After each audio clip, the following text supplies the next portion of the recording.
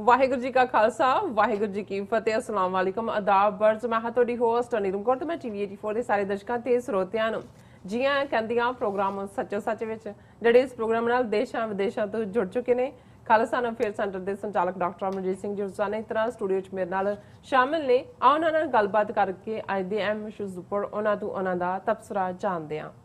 ਜੀ ਡਾਕਟਰ ਸਾਹਿਬ ਵਾਹਿਗੁਰੂ ਜੀ ਕਾ ਖਾਲਸਾ ਵਾਹਿਗੁਰੂ ਜੀ ਕੀ ਫਤਿਹ। हाँ जी नीलम कौर जी, ਤੁਹਾਨੂੰ भी तो दुनिया भर च बैठे साडे बहुत ही प्यारे सोहने सियाणे टीवी 84 ਦੇ ਦਰਸ਼ਕਾਂ ਨੂੰ ਵੀ ਵਾਹਿਗੁਰੂ ਜੀ ਕਾ ਖਾਲਸਾ ਵਾਹਿਗੁਰੂ ਜੀ ਕੀ ਫਤਿਹ ਤੇ ਸਾਡੇ ਬਹੁਤ ਹੀ ਪਿਆਰੇ ਮੁਸਲਮਾਨ ਭੈਣਾਂ ਭਰਾਵਾਂ ਨੂੰ अस्सलाम वालेकुम। ਜੀ ਡਾਕਟਰ ਸਾਹਿਬ ਜੀ ਆਇਆਂ ਨੂੰ ਪ੍ਰੋਗਰਾਮ ਸੱਚੋ ਸੱਚ ਵਿੱਚ ਬਹੁਤ ਸ਼ੁਕਰੀਆ। ਜੀ ਡਾਕਟਰ ਸਾਹਿਬ ਅੱਜ 23 ਜੂਨ 2021 ਨੂੰ ਹਾਰਡ ਨਾਨਕਸ਼ਾਹੀ ਸਮਤ 553 ਦਾ ਦਿਨ ਹੈ ਤੇ ਡਾਕਟਰ ਸਾਹਿਬ ਪ੍ਰੋਗਰਾਮ ਸ਼ੁਰੂ ਕਰਨ ਤੋਂ ਪਹਿਲਾਂ ਅਸੀਂ ਆਪਣੇ ਦਰਸ਼ਕਾਂ ਤੇ ਸਰੋਤਿਆਂ ਨੂੰ ਹਮੇਸ਼ਾ ਤਰ੍ਹਾਂ ਦੱਸਦੇ ਵਿਊਅਰਸ ਆ ਜੇ ਤੁਸੀਂ ਹੱਕ ਸੱਚ ਇਨਸਾਫ ਤੇ ਪੈਰਾਦਨ ਦਾ ਇੱਕੋ ਇੱਕ ਚੈਨਲ ਟੀਵੀ 84 ਨੂੰ ਦੇਖਣਾ ਚਾਹੁੰਦੇ ਹੋ ਤਾਂ ਤੁਸੀਂ ਦੇਖ ਸਕਦੇ ਹੋ ਸਪੈਕਟਰਮ ਕੇਬਲ, ਆਰਸੀਐਨ ਕੇਬਲ, ਬੈਲਫਾਲ cable in Canada, roku, Jadoo box, ਸ਼ਾਵਾ, ਫੇਸਬੁੱਕ ਟੀਵੀ 84 ਦੀ ਐਪ ਰਾਹੀਂ online streaming and IP box ਤੇ ਤੁਸੀਂ ਟੀਵੀ 84 ਨੂੰ ਦੇਖ ਸਕਦੇ ਹੋ। ਵਿਊਅਰਸ ਜੇ ਤੁਸੀਂ ਟੀਵੀ 84 ਨਾਲ ਜਾਂ ਪ੍ਰੋਗਰਾਮ ਸੱਚੋ ਸੱਚ ਨਾਲ ਫੇਸਬੁੱਕ ਰਾਹੀਂ ਜੁੜੇ ਹੋ ਤਾਂ ਇਸ ਨੂੰ ਵੱਧ ਤੋਂ ਵੱਧ ਲਾਈਕ ਕਰੋ ਤੇ ਸ਼ੇਅਰ ਕਰੋ ਅਤੇ ਨਾਲ ਹੀ YouTube ਤੇ ਸਬਸਕ੍ਰਾਈਬ ਵੀ ਕਰੋ।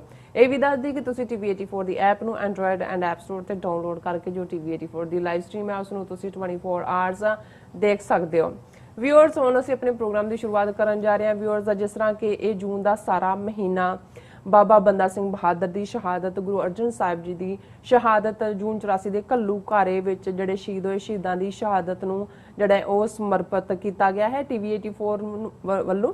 ਸੋ ਜਿਸ ਤਰ੍ਹਾਂ ਕਿ ਅਸੀਂ ਚਾਹਾਂਗੇ ਕਿ ਤੁਸੀਂ ਜੋ ਅੱਜ ਸ਼ਹੀਦੀ ਮਹੀਨਾ ਹੈਗਾ ਤੁਸੀਂ ਵੀ ਕੋਈ ਨਾ ਕੋਈ ਆਪਣਾ ਮੈਸੇਜ ਭੇਜ ਕੇ ਪ੍ਰੋਗਰਾਮ ਸੱਚੋ ਸੱਚ ਰਾਹੀਂ ਆਪਣਾ ਜਿਹੜਾ ਮੈਸੇਜ ਹੈ ਉਹ ਤੁਸੀਂ ਸਾਡੇ ਵਿਊਅਰਸ ਨੇ ਉਹਨਾਂ ਨਾਲ ਤੁਸੀਂ ਸਾਂਝਾ ਕਰ ਸਕਦੇ ਹੋ। ਸੋ ਆਪਣਾ ਮੈਸੇਜ ਭੇਜਣ ਲਈ ਤੁਸੀਂ ਸਾਨੂੰ ਫੋਨ ਕਾਲ ਕਰ ਸਕਦੇ ਹੋ ਸਾਡੇ ਇਸ ਨੰਬਰ ਤੇ 5166191984। ਤੁਸੀਂ WhatsApp ਵੀ ਕਰ ਸਕਦੇ ਹੋ 5166191984। ਤੁਸੀਂ ਸਾਨੂੰ ਈਮੇਲ ਵੀ ਕਰ ਸਕਦੇ ਹੋ info@tv84.tv ਤੇ ਐਂਡ ਜਿਹੜੀ ਦੂਸਰੀ ਈਮੇਲ ਹੈਗੀ ਹੈ sos@tv84.tv ਤੇ।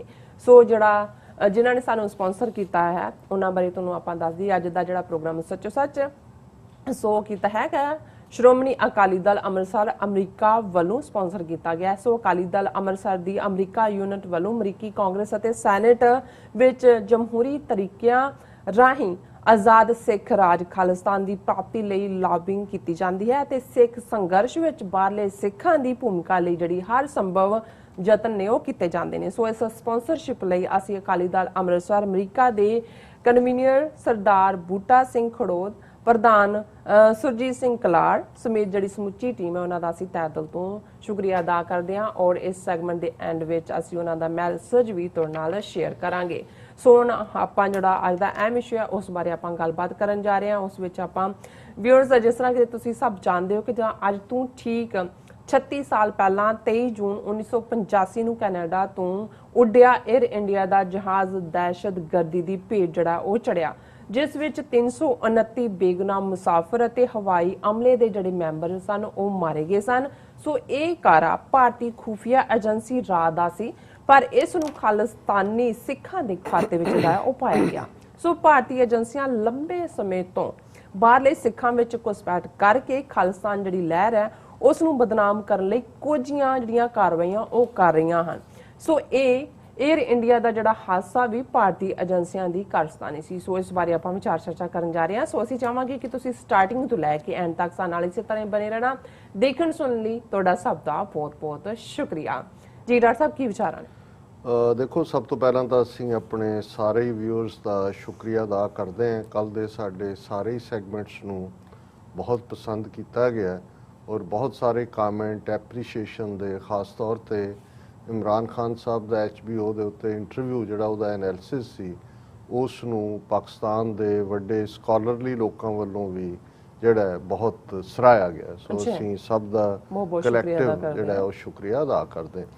ਅਸੀਂ ਆਪਣੇ ਸਪਾਂਸਰਸ ਦਾ ਵੀ ਕਿਉਂਕਿ ਸ਼ਹੀਦੀ ਮਹੀਨੇ ਦੇ ਵਿੱਚ ਸਾਨੂੰ ਜਿੰਨੀ ਸਪੋਰਟ ਆਪਣੀਆਂ ਆਰਗੇਨਾਈਜੇਸ਼ਨਸ ਵੱਲੋਂ ਪੰਥ-ਪ੍ਰਸਤ ਵੀਰਾਂ ਵੱਲੋਂ ਮਿਲ ਰਹੀ ਹੈ ਅਸੀਂ ਉਸ ਦੇ ਸ਼ੁਕਰਗੁਜ਼ਾਰ ਹਾਂ। ਔਰ ਅੱਜ ਦਾ ਜਿਵੇਂ ਤੁਸੀਂ ਦੱਸਿਆ ਸ਼੍ਰੋਮਣੀ ਅਕਾਲੀ ਦਲ ਅੰਮ੍ਰਿਤਸਰ ਅਮਰੀਕਾ ਜਿਹੜਾ ਉਹਨਾਂ ਦਾ ਚੈਪਟਰ ਹੈ ਉਹਦੇ ਵੱਲੋਂ ਸਰਦਾਰ ਬੂਟਾ ਸਿੰਘ ਖੜੌਦ, ਸਰਦਾਰ ਸੁਰਜੀਤ ਸਿੰਘ ਕੁਲਾਰ ਉਹਨਾਂ ਵੱਲੋਂ ਅੱਜ ਦਾ ਪ੍ਰੋਗਰਾਮ ਸਪਾਂਸਰ ਕੀਤਾ ਗਿਆ। ਅਸੀਂ ਉਹਨਾਂ ਦਾ ਵੀ ਸ਼ੁਕਰੀਆ ਅਦਾ ਕਰਦੇ ਹਾਂ ਜੀ। ਅੱਜ ਦਾ ਦਿਨ ਜਦੋਂ ਅਸੀਂ 23 ਜੂਨ 1985 36 ਸਾਲ ਪਹਿਲਾਂ ਵੱਲ ਨਜ਼ਰ ਮਾਰਦੇ ਹਾਂ ਬਿਲਕੁਲ, ਤੇ ਇਸ ਗੱਲ ਦਾ ਧਿਆਨ ਰਹੇ ਕਿ ਜਦੋਂ ਖੁਫੀਆ ਏਜੰਸੀਆਂ ਦੀ ਗੱਲ ਹੁੰਦੀ ਹੈ ਉਹਨਾਂ ਦੇ ਦੋ ਕਿਸਮ ਦੇ ਆਪਰੇਸ਼ਨਸ ਅਕਸਰ ਅੰਗਰੇਜ਼ੀ ਦੀਆਂ ਟਰਮਸ ਇਸਤੇਮਾਲ ਕੀਤੀਆਂ ਜਾਂਦੀਆਂ ਨੇ, ਇੱਕ ਓਵਰਟ ਇੱਕ ਕੋਵਰਟ। ਜੀ। ਓਵਰਟ ਹੁੰਦਾ ਹੈ ਜਿਹੜਾ ਸਾਹਮਣੇ ਸਾਹਮਣੇ ਨਜ਼ਰ ਆ ਰਿਹਾ ਹੁੰਦਾ ਹੈ ਕਿ ਭਾਈ ਉਹ ਕੀ ਕਰ ਰਹੇ ਨੇ, ਬਿਲਕੁਲ, ਉਸ ਦੇ ਵਿੱਚ ਕਿਵੇਂ ਕਿਸੇ ਮੂਵਮੈਂਟ ਨੂੰ ਕਿਰਾਏ ਪਾਣਾ ਹੈ, ਉਸ ਦੇ ਵਿੱਚ ਤੁਸੀਂ ਆਪਣੇ ਬੰਦੇ 4 ਵਾੜ ਦਿੱਤੇ, ਭਾਵੇਂ ਮੁੜ ਕੇ ਪਤਾ ਵੀ ਲੱਗ ਗਿਆ ਵੀ ਉਹ ਏਜੰਸੀਆਂ ਦੇ ਨੇ, ਉਹਨਾਂ ਨੇ ਜਾ ਕੇ ਉੱਥੇ ਵਾਇਲੈਂਸ ਕਰ ਦਿੱਤੀ ਔਰ ਸਾਰਾ ਜਿਹੜਾ ਪ੍ਰੋਗਰਾਮ ਹੈ ਉਹਨੂੰ ਕਿਸੇ ਹੋਰ ਪਾਸੇ ਤੋੜ ਦਿੱਤਾ ਔਰ ਤੁਹਾਨੂੰ ਸਰਕਾਰ ਨੂੰ ਦਬਾਣ ਖੰਡਾਉਣ ਦਾ ਮੌਕਾ ਮਿਲ ਗਿਆ। ਜੀ। ਇੱਕ ਜਿਹਨੂੰ ਕੋਵਰਟ ਕਹਿੰਦੇ ਨੇ, ਜਾਂ ਕਿਉਂਕਿ ਖੁਫੀਆ ਲਫ਼ਜ਼ ਹੀ ਕੋਵਰਟ ਹੈ ਔਰ ਖੁਫੀਆ ਆਪਰੇਸ਼ਨ ਦਾ ਮਤਲਬ ਹੀ ਇਹ ਹੁੰਦਾ ਹੈ ਕਿ ਐਸੀ ਵਿਉਂਤਬੰਦੀ ਨਾਲ ਤੁਸੀਂ ਉਸ ਥਾਂ ਤੇ ਜਾ ਕੇ ਵੀ ਜਿੱਥੇ ਜੁਰਿਸਡਿਕਸ਼ਨ ਨਹੀਂ ਹੈ, ਜੇ ਅਸੀਂ ਭਾਰਤ ਦੀਆਂ ਖੁਫੀਆ ਏਜੰਸੀਆਂ ਦੀ ਗੱਲ ਕਰੀਏ ਤਾਂ 1 ਦਰਜਨ ਦੇ ਕਰੀਬ ਉਹਨਾਂ ਦੀਆਂ ਖੁਫੀਆ ਏਜੰਸੀਆਂ ਵਿਦਨ ਕੰਟਰੀ ਕੰਮ ਕਰਦੀਆਂ। ਅੰਗਰੇਜ਼ਾਂ ਦੇ ਜ਼ਮਾਨੇ 'ਚ CID ਸਟੇਟ ਦੀ ਸੀ ਔਰ ਫੈਡਰਲ ਲੈਵਲ ਤੇ ਉਹਨਾਂ ਦੀ ਇੰਟੈਲੀਜੈਂਸ ਬਿਊਰੋ ਸੀ।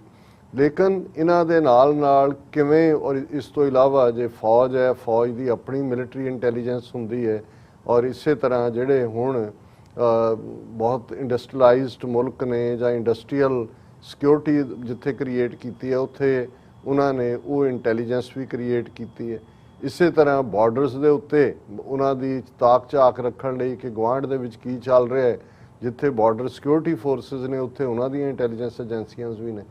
ਲੇਕਿਨ ਇੰਦਰਾ ਗਾਂਧੀ ਨੇ ਜਿਸ ਨੇ ਬੜੇ ਜ਼ਾਲਮਾਨਾ ਅੰਦਾਜ਼ ਦੇ ਵਿੱਚ ਐਮਰਜੈਂਸੀ ਵੀ ਲਾਈ ਔਰ ਉਸ ਦੀਆਂ ਡਿਕਟੇਟਰਾਂ ਵਾਲੀਆਂ ਰੁਚੀਆਂ ਦੇ ਥੱਲੇ ਕਲੀਅਰ ਸੀ ਕਿ ਲੋਕਾਂ ਦੇ ਉੱਤੇ ਉਹਨਾਂ ਦਾ ਸ਼ਿਕੰਜਾ ਵੀ ਪੂਰਾ ਕੱਸਿਆ ਜਾਏ ਔਰ ਉਹਨਾਂ ਨੂੰ ਕਿਵੇਂ ਜਿਹੜਾ ਵਿਦਨ ਕੰਟਰੀ ਬਿਲਕੁਲ ਉਹਨਾਂ ਦੀ ਆਵਾਜ਼, ਉਹਨਾਂ ਦੀ ਕੋਈ ਵੀ ਡਾਈਸੈਂਟ ਦੀ ਤਾਕਤ ਨੂੰ ਵੀ ਦਬਾਇਆ ਜਾਏ। ਔਰ ਅਸੀਂ ਦੇਖਦੇ ਹਾਂ ਕਿ ਐਮਰਜੈਂਸੀ ਉਸ ਦਾ ਇੱਕ ਵੱਡਾ ਟਰਾਇਲ ਬੈਲੂਨ ਸੀ ਜਿਹਦੇ 'ਚ ਬੜੇ RSS ਕਮਿਊਨਿਸਟ ਔਰ ਦੂਸਰੇ ਜੈ ਪ੍ਰਕਾਸ਼ ਨਾਰਾਇਣ ਦੀ ਟੋਟਲ ਰੈਵੋਲੂਸ਼ਨ ਦੀ ਜਿਹੜੀ ਵੱਡੀ ਐਜੀਟੇਸ਼ਨ ਜਿਹਦੇ 'ਚ 5-5 ਲੱਖ ਦੀਆਂ ਰੈਲੀਆਂ ਹੋ ਰਹੀਆਂ ਸੀ, ਕਦੇ ਪਟਨੇ 'ਚ ਹੋ ਰਹੀ ਹੈ, ਕਦੇ ਦਿੱਲੀ 'ਚ ਹੋ ਰਹੀ ਹੈ, ਕਿਤੇ ਅਹਿਮਦਾਬਾਦ 'ਚ ਹੋ ਰਹੀ ਹੈ, ਲਖਨਊ 'ਚ ਹੋ ਰਹੀ ਹੈ ਜਾਂ ਲੁਧਿਆਣੇ 'ਚ ਹੋ ਰਹੀ ਹੈ।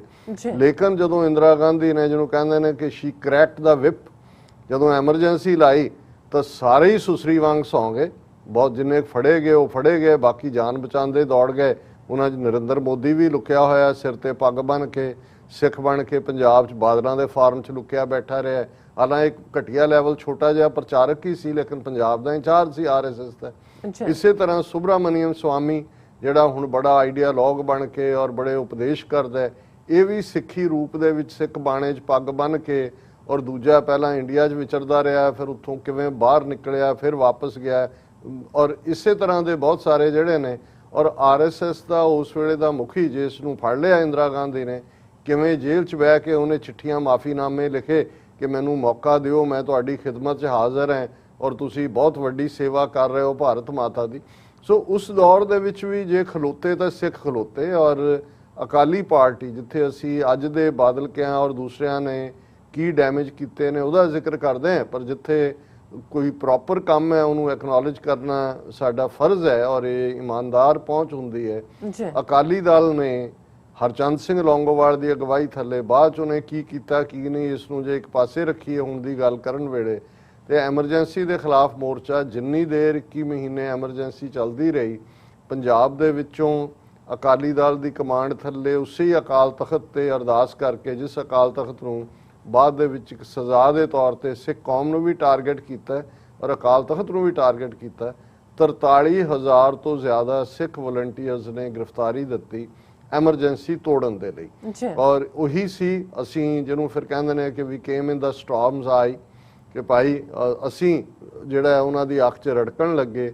ਔਰ ਫਿਰ ਕਿਵੇਂ ਜਦੋਂ ਇੰਦਰਾ ਗਾਂਧੀ ਐਮਰਜੈਂਸੀ ਤੋਂ ਬਾਅਦ ਤਾਂ ਮੁਰਾਰਜੀ ਦੇਸਾਈ ਆ ਗਿਆ, ਚਰਨ ਸਿੰਘ ਆ ਗਿਆ, ਫਿਰ ਕੋਈ ਹੋਰ ਆ ਗਿਆ, ਲੇਕਿਨ ਜਦੋਂ ਦੁਬਾਰਾ ਇਲੈਕਸ਼ਨਾਂ ਹੋਈਆਂ ਮਿਡ ਟਰਮ ਟਾਈਪ ਔਰ ਉਹਦੇ 'ਚ ਇੰਦਰਾ ਗਾਂਧੀ ਵਾਪਸ ਆਈ 80 ਦੇ ਵਿੱਚ ਔਰ ਫਿਰ ਜੋ ਕੁਝ ਜੂਨ 84 'ਚ ਹੋਇਆ ਜਾਂ ਅੱਜ ਤੱਕ ਚੱਲ ਰਿਹਾ ਹੈ, ਇਹ ਉਸ ਦੌਰ ਦੇ ਵਿੱਚ ਹੀ ਪਲਾਨ ਕੀਤਾ ਗਿਆ। ਪਰ ਜਿੱਥੇ ਇੰਦਰਾ ਗਾਂਧੀ ਨੇ ਇਸ ਕਿਸਮ ਦਾ ਜਿਹੜਾ ਉਹ ਡਿਕਟੇਟਰਾਨਾ ਰਵੱਈਆ ਰੱਖਿਆ, ਇਹ ਵੀ ਇੰਦਰਾ ਗਾਂਧੀ ਨੂੰ ਹੀ ਕ੍ਰੈਡਿਟ ਜਾਂਦਾ ਹੈ, ਜੇ ਉਹਨੂੰ ਉਹਨਾਂ ਦੇ ਐਂਗਲ ਤੋਂ ਕ੍ਰੈਡਿਟ ਕਹਿਣਾ ਹੋਏ, ਕਿ ਉਹਨੇ ਦਰਜਨਾਂ ਹੋਰ ਇੰਟੈਲੀਜੈਂਸ ਏਜੰਸੀਆਂ ਖੜੀਆਂ ਕੀਤੀਆਂ, ਜਿਨ੍ਹਾਂ 'ਚ ਇੱਕ powerful agency RAW research and analysis wing ਜਿਹਦਾ ਨਾਂ ਰੱਖਿਆ ਗਿਆ।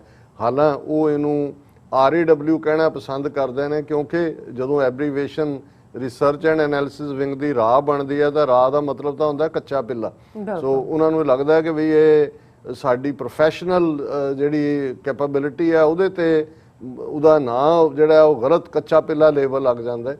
ਪਰ ਨੂੰ ਦੀ ਸ਼ੁਰੂਆਤ ਔਰ ਨੂੰ ਜਿਹਨੇ ਫਾਊਂਡ ਕੀਤਾ ਮਿਸਟਰ RN ਕੌਰ, ਕਸ਼ਮੀਰੀ ਬ੍ਰਾਹਮਣ ਜਿਹੜਾ ਇੰਟੈਲੀਜੈਂਸ ਬਿਊਰੋ ਦੇ ਵਿੱਚ ਸੀ, ਉਹ ਸਭ ਤੋਂ ਵੱਡਾ ਫਿਰ ਇੰਦਰਾ ਗਾਂਧੀ ਦਾ ਐਡਵਾਈਜ਼ਰ ਵੀ ਸੀ। ਜੂਨ 84 ਦੇ ਫੌਜੀ ਹਮਲੇ ਵੇਲੇ ਜਿਹੜਾ ਸਿਕਿਉਰਿਟੀ ਐਡਵਾਈਜ਼ਰ ਸੀ ਉਹ RN ਕੌਰ ਸੀ। ਤੋਂ ਇਲਾਵਾ ਅਸੀਂ ਦੇਖਦੇ ਹਾਂ ਕਿ ਨੇ ਫਿਰ ਅੱਗੋਂ ਇੱਕ ਥਰਡ ਏਜੰਸੀ ਕ੍ਰੀਏਟ ਕੀਤੀ, ਕਿਉਂਕਿ ਇਹ ਸਾਨੂੰ ਵੀ ਪਤਾ ਨਾ ਲੱਗਦਾ ਜੇ ਦੇ ਵਿੱਚ ਰਹੇ ਜਾਂ ਇੰਟੈਲੀਜੈਂਸ ਬਿਊਰੋ ਦੇ ਵਿੱਚ ਰਹੇ ਲੋਕ ਜਿਹੜੇ ਨੇ, ਉਹੀ ਬਾਅਦ ਦੇ ਵਿੱਚ ਕੁਝ ਫਰਸਟ੍ਰੇਸ਼ਨ ਦੇ ਵਿੱਚ ਕੁਝ ਜਿਹੜੇ ਨੇ ਉਹ ਆਪਣਾ ਇਹ ਦੱਸਣ ਦੇ ਲਈ ਕਿ ਅਸੀਂ ਕਿੰਨੀ ਕਾਮਯਾਬੀ ਨਾਲ ਸਿੱਖ ਮੂਵਮੈਂਟ ਨੂੰ ਪੰਜਾਬ 'ਚ ਖਤਮ ਕੀਤਾ ਹੈ, ਉਹਨਾਂ ਦੇ ਵਿੱਚ ਇੱਕ ਮਲੋਏ ਧਰ ਜਿਹਦੀ ਕਿਤਾਬ ਓਪਨ ਸੀਕ੍ਰੇਟਸ ਜਿਹੜੀ ਹੈ, ਉਹ ਹੁਣ ਤਾਂ ਉਹ ਮਰ ਗਿਆ ਕੈਂਸਰ ਦੇ ਨਾਲ, ਲੇਕਿਨ ਬਾਅਦ ਦੇ ਵਿੱਚ ਉਸ ਦੇ ਉੱਤੇ ਈਵਨ ਕੇਸ ਵੀ ਕੀਤਾ ਗਿਆ, ਕਿਉਂਕਿ ਓਪਨ ਸੀਕ੍ਰੇਟਸ ਬਹੁਤ ਕੁਝ ਲੁਕਾਉਂਦੀ ਹੈ ਪਰ ਬਹੁਤ ਕੁਝ ਓਪਨ ਵੀ ਕਰਦੀ ਹੈ। ਔਰ ਉਹ ਸਾਡੀਆਂ ਅੱਖਾਂ ਵੀ ਓਪਨ ਕੀਤੀਆਂ ਉਸਨੇ ਕਿ ਕਿਸ ਹੱਦ ਤੱਕ ਸਾਡੀ ਮੂਵਮੈਂਟ ਦੇ ਵਿੱਚ ਘੁਸਪੈਠ ਸੀ, ਕਿਵੇਂ ਪੰਜਾਬ 'ਚ ਮਿਲੀਟੈਂਸੀ ਨੂੰ ਲੀਹੋਂ ਲਾਇਆ ਗਿਆ, ਕਿਵੇਂ ਇੰਟੈਲੀਜੈਂਸ ਆਪਰੇਟਿਵ ਬੜੇ ਹੋਏ ਸੀ ਵਿੱਚ। ਔਰ ਉਸ ਤੋਂ ਬਾਅਦ ਅਸੀਂ ਦੇਖਦੇ ਹਾਂ ਜਿੱਥੇ ਜੂਨ 84 ਤੋਂ ਹੁਣ ਤੱਕ 80 ਤੋਂ 100 ਤੱਕ ਕਿਤਾਬਾਂ ਜਿਹੜੀਆਂ ਨੇ ਦਰਬਾਰ ਸਾਹਿਬ ਤੇ ਹਮਲੇ ਨਾਲ ਸੰਬੰਧਿਤ ਗੇਮ, ਵੱਡੀ ਗੇਮ ਕੀ ਸੀ ਔਰ ਕੀ ਆ ਉਹ ਸਾਹਮਣੇ ਆਈਆਂ ਨੇ। ਉਹਦੇ 'ਚ ਕੁਝ ਕਿਤਾਬਾਂ ਉਹ ਨੇ ਜਿਹੜੀਆਂ ਜ਼ਾਹਰ ਹੈ ਇੰਟੈਲੀਜੈਂਸ ਆਪਰੇਟਿਵਸ ਨੇ ਲਿਖੀਆਂ। ਉਹਨਾਂ 'ਚੋਂ ਇੱਕ ਜਿਹੜੀ ਹੈ ਉਹਨਾਂ ਦੇ ਸਵਰਨ ਸਿੰਘ ਜਿਹੜਾ ਫੋਰਨ ਮਿਨਿਸਟਰ ਵੀ ਰਿਹਾ, ਉਹਦੇ ਜਵਾਈ ਸਿੱਧੂ ਨੇ ਲਿਖੀ ਹੈ ਖਾਲਿਸਤਾਨ ਕੰਸਪੀਰੇਸੀ ਦੇ ਥੱਲੇ। ਇਸੇ ਤਰ੍ਹਾਂ ਇੱਕ ਯਾਦਵ ਨਾਂ ਦਾ ਜਿਹੜਾ ਇੰਟੈਲੀਜੈਂਸ ਲਈ ਜ਼ਾਹਰ ਹੈ ਕਿ ਉਹਨਾਂ ਦਾ ਹੀ ਜਰਨਲਿਸਟ ਸੀ, ਉਹਨੇ ਵੀ ਉਹਦੀ ਕਿਤਾਬ ਦਾ ਨਾਂ ਹੀ RAW ਰੱਖਿਆ ਔਰ ਉਸ ਦੇ ਵਿੱਚੋਂ ਹੁਣੇ ਹੀ ਆਈ ਹੈ ਕੁਝ ਮਹੀਨੇ ਪਹਿਲਾਂ। ਔਰ ਉਹਦੇ 'ਚ ਪੂਰਾ ਦਾ ਓਵਰਸੀਜ਼ ਆਪਰੇਸ਼ਨ ਕੀ ਸੀ, ਖਾਲਿਸਤਾਨ ਦਾ ਜਿਹੜਾ ਚੈਪਟਰ ਹੈ ਉਹਦੇ 'ਚ ਉਹਨੇ ਮੇਰੀਆਂ ਅੱਖਾਂ ਖੋਲੀਆਂ ਕਿ ਭਾਈ ਕਿਵੇਂ ਅਮਰੀਕਾ 'ਚ ਕਿਸ ਹੱਦ ਤੱਕ ਉਹਨਾਂ ਦੀ ਘੁਸਪੈਠ ਸੀ, UK ਦੇ ਵਿੱਚ ਕਿਵੇਂ ਉਹਨਾਂ ਨੇ ਈਵਨ ਜਿਹੜੇ ਲੋਕ ਥੋੜੇ ਬਹੁਤ ਪਾਕਿਸਤਾਨੀ ਕਮਿਊਨਿਟੀ ਦੇ ਸਿੰਪਥੀ ਰੱਖਦੇ ਸੀ, ਉਹਨਾਂ 'ਚੋਂ ਇੱਕ ਨੂੰ ਕਿਵੇਂ ਜਦੋਂ ਉਹ ਲਾਹੌਰ ਗਿਆ ਤਾਂ ਉਹਦੇ ਘਰ ਦੇ ਬਾਹਰ ਹੀ ਉਹਨੂੰ ਜਿਹੜਾ ਉੱਥੇ ਜਿਹੜੇ ਉਹਨਾਂ ਦੇ ਹਾਇਰਡ ਕਿਲਰ ਸੀ ਉਹਨਾਂ ਰਾਹੀਂ ਮਰਵਾਇਆ।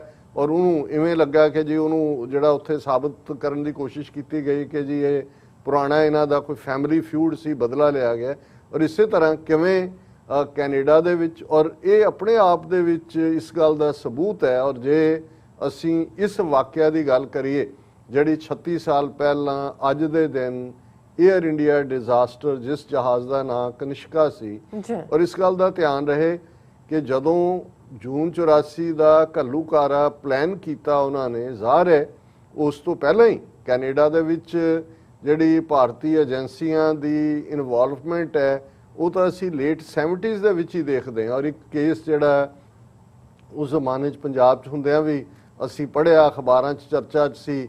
ਔਰ ਇਹ ਜਿਉਂ ਹੀ ਧਰਮਯੁੱਧ ਮੋਰਚਾ ਵੀ ਜਿਹੜਾ ਉਹ 82 ਦੇ ਵਿੱਚ ਸ਼ੁਰੂ ਹੁੰਦਾ, ਈਵਨ ਉਸ ਤੋਂ ਵੀ ਪਹਿਲਾਂ, ਕਿ ਭਾਈ ਕਿਵੇਂ ਕੁਝ ਨੌਜਵਾਨ ਜਿਹੜੇ ਕੈਨੇਡਾ ਦੇ ਵਿੱਚ ਆਏ, ਕਿਸ਼ਤੀ ਰਾਹੀਂ ਆਏ ਕਿ ਕਾਹਦੇ ਰਾਹੀਂ ਆਏ, ਔਰ ਉਹਨਾਂ ਦੀ ਵੱਡੀ ਗਿਣਤੀ ਸੀ, ਮੈਂ ਐਗਜ਼ੈਕਟਲੀ ਮੈਨੂੰ ਉਹਦੀਆਂ ਡਿਟੇਲਸ ਯਾਦ ਨਹੀਂ ਨੇ।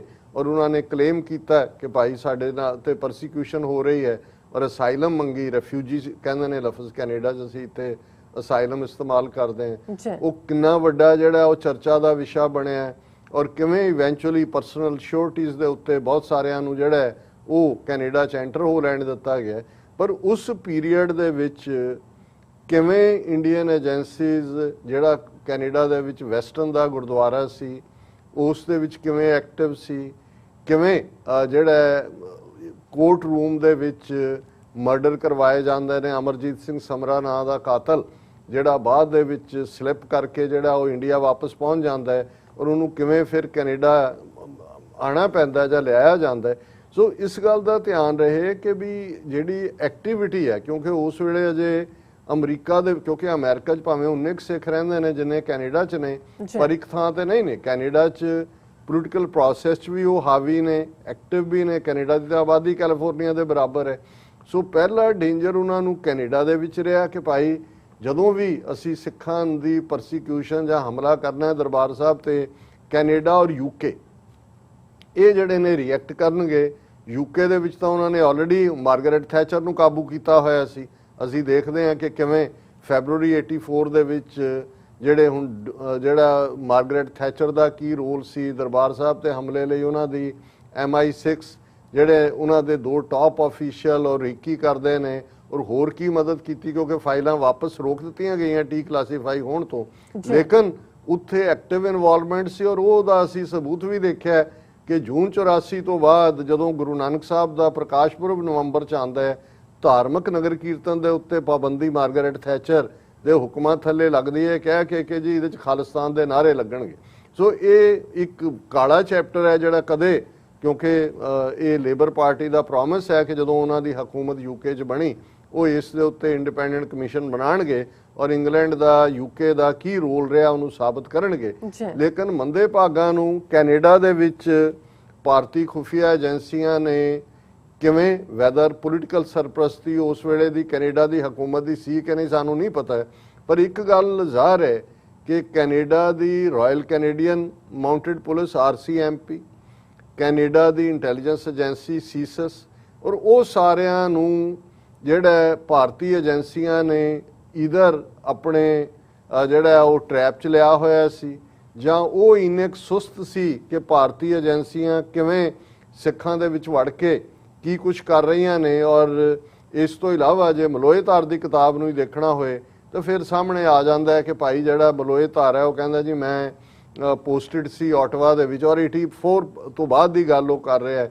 ਮੈਨੂੰ ਗਾਉਣਾ ਆਉਂਦਾ ਸੀ ਕਿਉਂਕਿ ਮਲੋਏ ਧਾਰ ਕਸ਼ਮੀਰੀ ਬ੍ਰਾਹਮਣ ਨਹੀਂ ਹੈ, ਯੂਜਲੀ ਧਾਰ ਬ੍ਰਾਹਮਣ ਨੇ ਕਸ਼ਮੀਰ ਦੇ, ਇਹ ਬੰਗਾਲੀ। ਔਰ ਉਹਦੇ 'ਚ ਉਹਨੇ ਕਿਹਾ ਜੀ ਮੈਂ ਤਾਂ ਗੁਰਦੁਆਰੇ ਐਤਵਾਰ ਆਟਵਾ ਦੇ ਜਿਹੜਾ ਜਾ ਕੇ ਸ਼ਬਦ ਵੀ ਪੜ੍ਹਦਾ ਸੀ ਔਰ ਮੇਰੇ ਸਾਰੇ ਕੰਟੈਕਟਸ।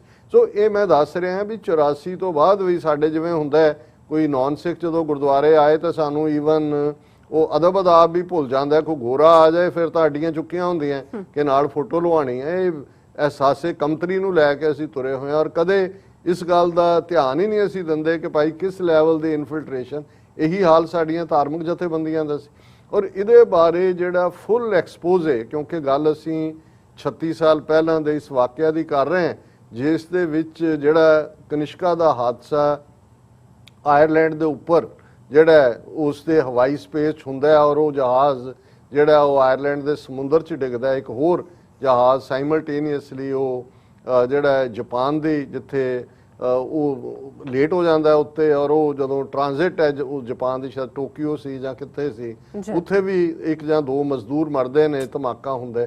ਲੇਕਿਨ ਇਹ 329 ਜਿਨ੍ਹਾਂ ਦੇ ਵਿੱਚ ਜਿਹੜਾ ਅਮਲਾ ਵੀ ਹੈ ਜਹਾਜ਼ ਦਾ, ਔਰ ਉਹਨਾਂ ਦਾ ਜਹਾਜ਼ ਦਾ ਕੋ ਪਾਇਲਟ ਵੀ ਇੱਕ ਸਿੱਖ ਭਿੰਡਰ ਉਹ ਵੀ ਉਹਦੇ 'ਚ ਮਾਰਿਆ ਜਾਂਦਾ ਹੈ। ਔਰ ਇਹਨੂੰ ਫੌਰਨ ਜਿਹੜਾ ਹੈ ਉਹ ਖਾਲਿਸਤਾਨ ਦੀ ਲਹਿਰ ਦੇ ਖਾਤੇ 'ਚ ਪਾ ਦਿੱਤਾ ਜਾਂਦਾ ਹੈ, ਖਾਲਿਸਤਾਨੀ ਟੈਰਰਿਜ਼ਮ ਦੇ ਨਾਲ ਜੋੜ ਦਿੱਤਾ ਜਾਂਦਾ ਹੈ। ਔਰ ਇਸ ਗੱਲ ਦਾ ਧਿਆਨ ਰਹੇ ਕਿ ਆਲਰੇਡੀ ਕਿਉਂਕਿ 80 ਤੋਂ 84 ਦੇ ਵਿਚਾਲੇ ਵੀ ਕਿਵੇਂ ਐਕਟਿਵ ਸਨ ਭਾਰਤ ਦੀਆਂ ਖੁਫੀਆ ਏਜੰਸੀਆਂ ਕੈਨੇਡਾ 'ਚ। ਇਹਦੇ ਬਾਰੇ 2 ਕੈਨੇਡੀਅਨ ਜਰਨਲਿਸਟ ਜਿਨ੍ਹਾਂ ਦੇ ਵਿੱਚ ਜ਼ਾਹਿਰ ਕਸ਼ਮੀਰੀ ਔਰ ਮਾਈਕ ਐਂਡਰਿਊ, ਉਹਨਾਂ ਨੇ ਜਿਹੜੀ ਕਿਤਾਬ 80s ਦੇ ਵਿੱਚ ਲਿਖੀ ਸੌਫਟ ਟਾਰਗੇਟ। ਸੌਫਟ ਟਾਰਗੇਟ ਦਾ ਇੰਟੈਲੀਜੈਂਸ ਏਜੰਸੀਆਂ ਦਾ ਵੀ ਇਹ ਲਫ਼ਜ਼ ਹੁੰਦਾ ਹੈ ਕਿ ਵੀ ਤੁਸੀਂ ਜਿੱਥੇ ਤਾਂ ਪੂਰਾ ਕਮਸਾਨ ਹੈ ਉੱਥੇ ਤੁਸੀਂ ਐਂਟਰ ਕਰੋਗੇ, ਸ਼ਨਾਖਤ ਹੋਏਗੀ, ਪਛਾਣੇ ਜਾਓਗੇ। ਕਮਜ਼ੋਰ ਪੱਖ ਦੇਖੋ, ਜਿਵੇਂ ਜੰਗ ਦੇ ਮੈਦਾਨ 'ਚ ਜੇ ਤੋਪਾਂ ਬੀੜੀਆਂ ਹੋਈਆਂ ਨੇ ਤੁਹਾਨੂੰ ਪਤਾ ਹੈ ਉੱਥੇ ਉਹ ਕਹਿੰਦੇ ਨੇ ਜੀ right flank, left flank, centre. ਔਰ ਜਦੋਂ ਉਹਨਾਂ ਦੀਆਂ ਜਿਹੜੇ ਵੀ ਗੁਪਤਚਰ ਹੁੰਦੇ ਨੇ ਜਾਂ ਜਾਸੂਸ ਹੁੰਦੇ ਨੇ ਉਹ ਕਹਿਣਗੇ ਜੀ ਫਲਾਣੇ ਰਾਈਟ ਫਲੈਂਕ ਦੇ ਉੱਤੇ ਫਲਾਂ ਕਮਾਂਡੋ ਨੇ ਜਿਹੜੇ ਬਹੁਤ ਸਖਤ ਜਾਨ ਨੇ, ਫਲਾਣੇ ਤੇ ਫਲਾਂ ਨੇ। ਲੇਕਿਨ ਆਹ ਸੌਫਟ ਟਾਰਗੇਟ ਹੈ, ਇੱਥੇ ਨੇ ਪਰ ਅਜੇ ਨਵੇਂ ਸਿਖਾਂਦਰੂ ਨੇ। ਔਰ ਫਿਰ ਉਹਨਾਂ ਦਾ ਵੀ ਜਿਹੜੀ ਦੁਸ਼ਮਣ ਦੇ ਕੋਲ ਜਦੋਂ ਇਹ ਇਨਫੋਰਮੇਸ਼ਨ ਹੁੰਦੀ ਆ ਉਹਨੂੰ ਅਟੈਕ ਹੀ ਉਸ ਪਾਸਿਓਂ ਕਰੇਗਾ ਜਿੱਥੋਂ ਉਹਨੂੰ ਲੱਗਦਾ ਕਿ ਵਿੱਚ ਵੜ ਸਕਦੇ ਨੇ। ਸੋ ਜ਼ਾਹਰ ਹੈ ਵੀ ਇਹ ਜਿਹੜਾ ਸੌਫਟ ਟਾਰਗੇਟ ਸਿੱਖਾਂ ਨੂੰ ਬਣਾਇਆ ਉਹਦੇ 'ਚ ਕਿਵੇਂ ਸਕਸੈਸਫੁਲੀ ਇੱਕ ਪਾਸੇ ਇਸ ਗੱਲ ਦਾ ਧਿਆਨ ਰਿਹਾ ਕਿ ਜੂਨ 84 ਦੇ ਫੌਜੀ ਹਮਲੇ ਤੋਂ ਬਾਅਦ ਸਿੱਖਾਂ ਦੇ ਲਈ ਦੁਨੀਆ ਭਰ ਦੇ ਵਿੱਚ ਹਮਦਰਦੀ ਸੀ। ਅੱਛਾ। ਅਮਰੀਕਾ ਦੇ ਵਿੱਚ 30 ਤੋਂ ਜ਼ਿਆਦਾ ਸੈਨੇਟਰ, ਉਦੋਂ ਸੈਨੇਟਰ ਜੈਸੀ ਹੈਲਮਸ ਨਾਰਥ ਕੈਰੋਲਾਈਨਾ ਦੇ ਬਹੁਤ ਵੋਕਲ ਸਿੱਖਾਂ ਦੇ ਹੱਕ 'ਚ ਆਏ।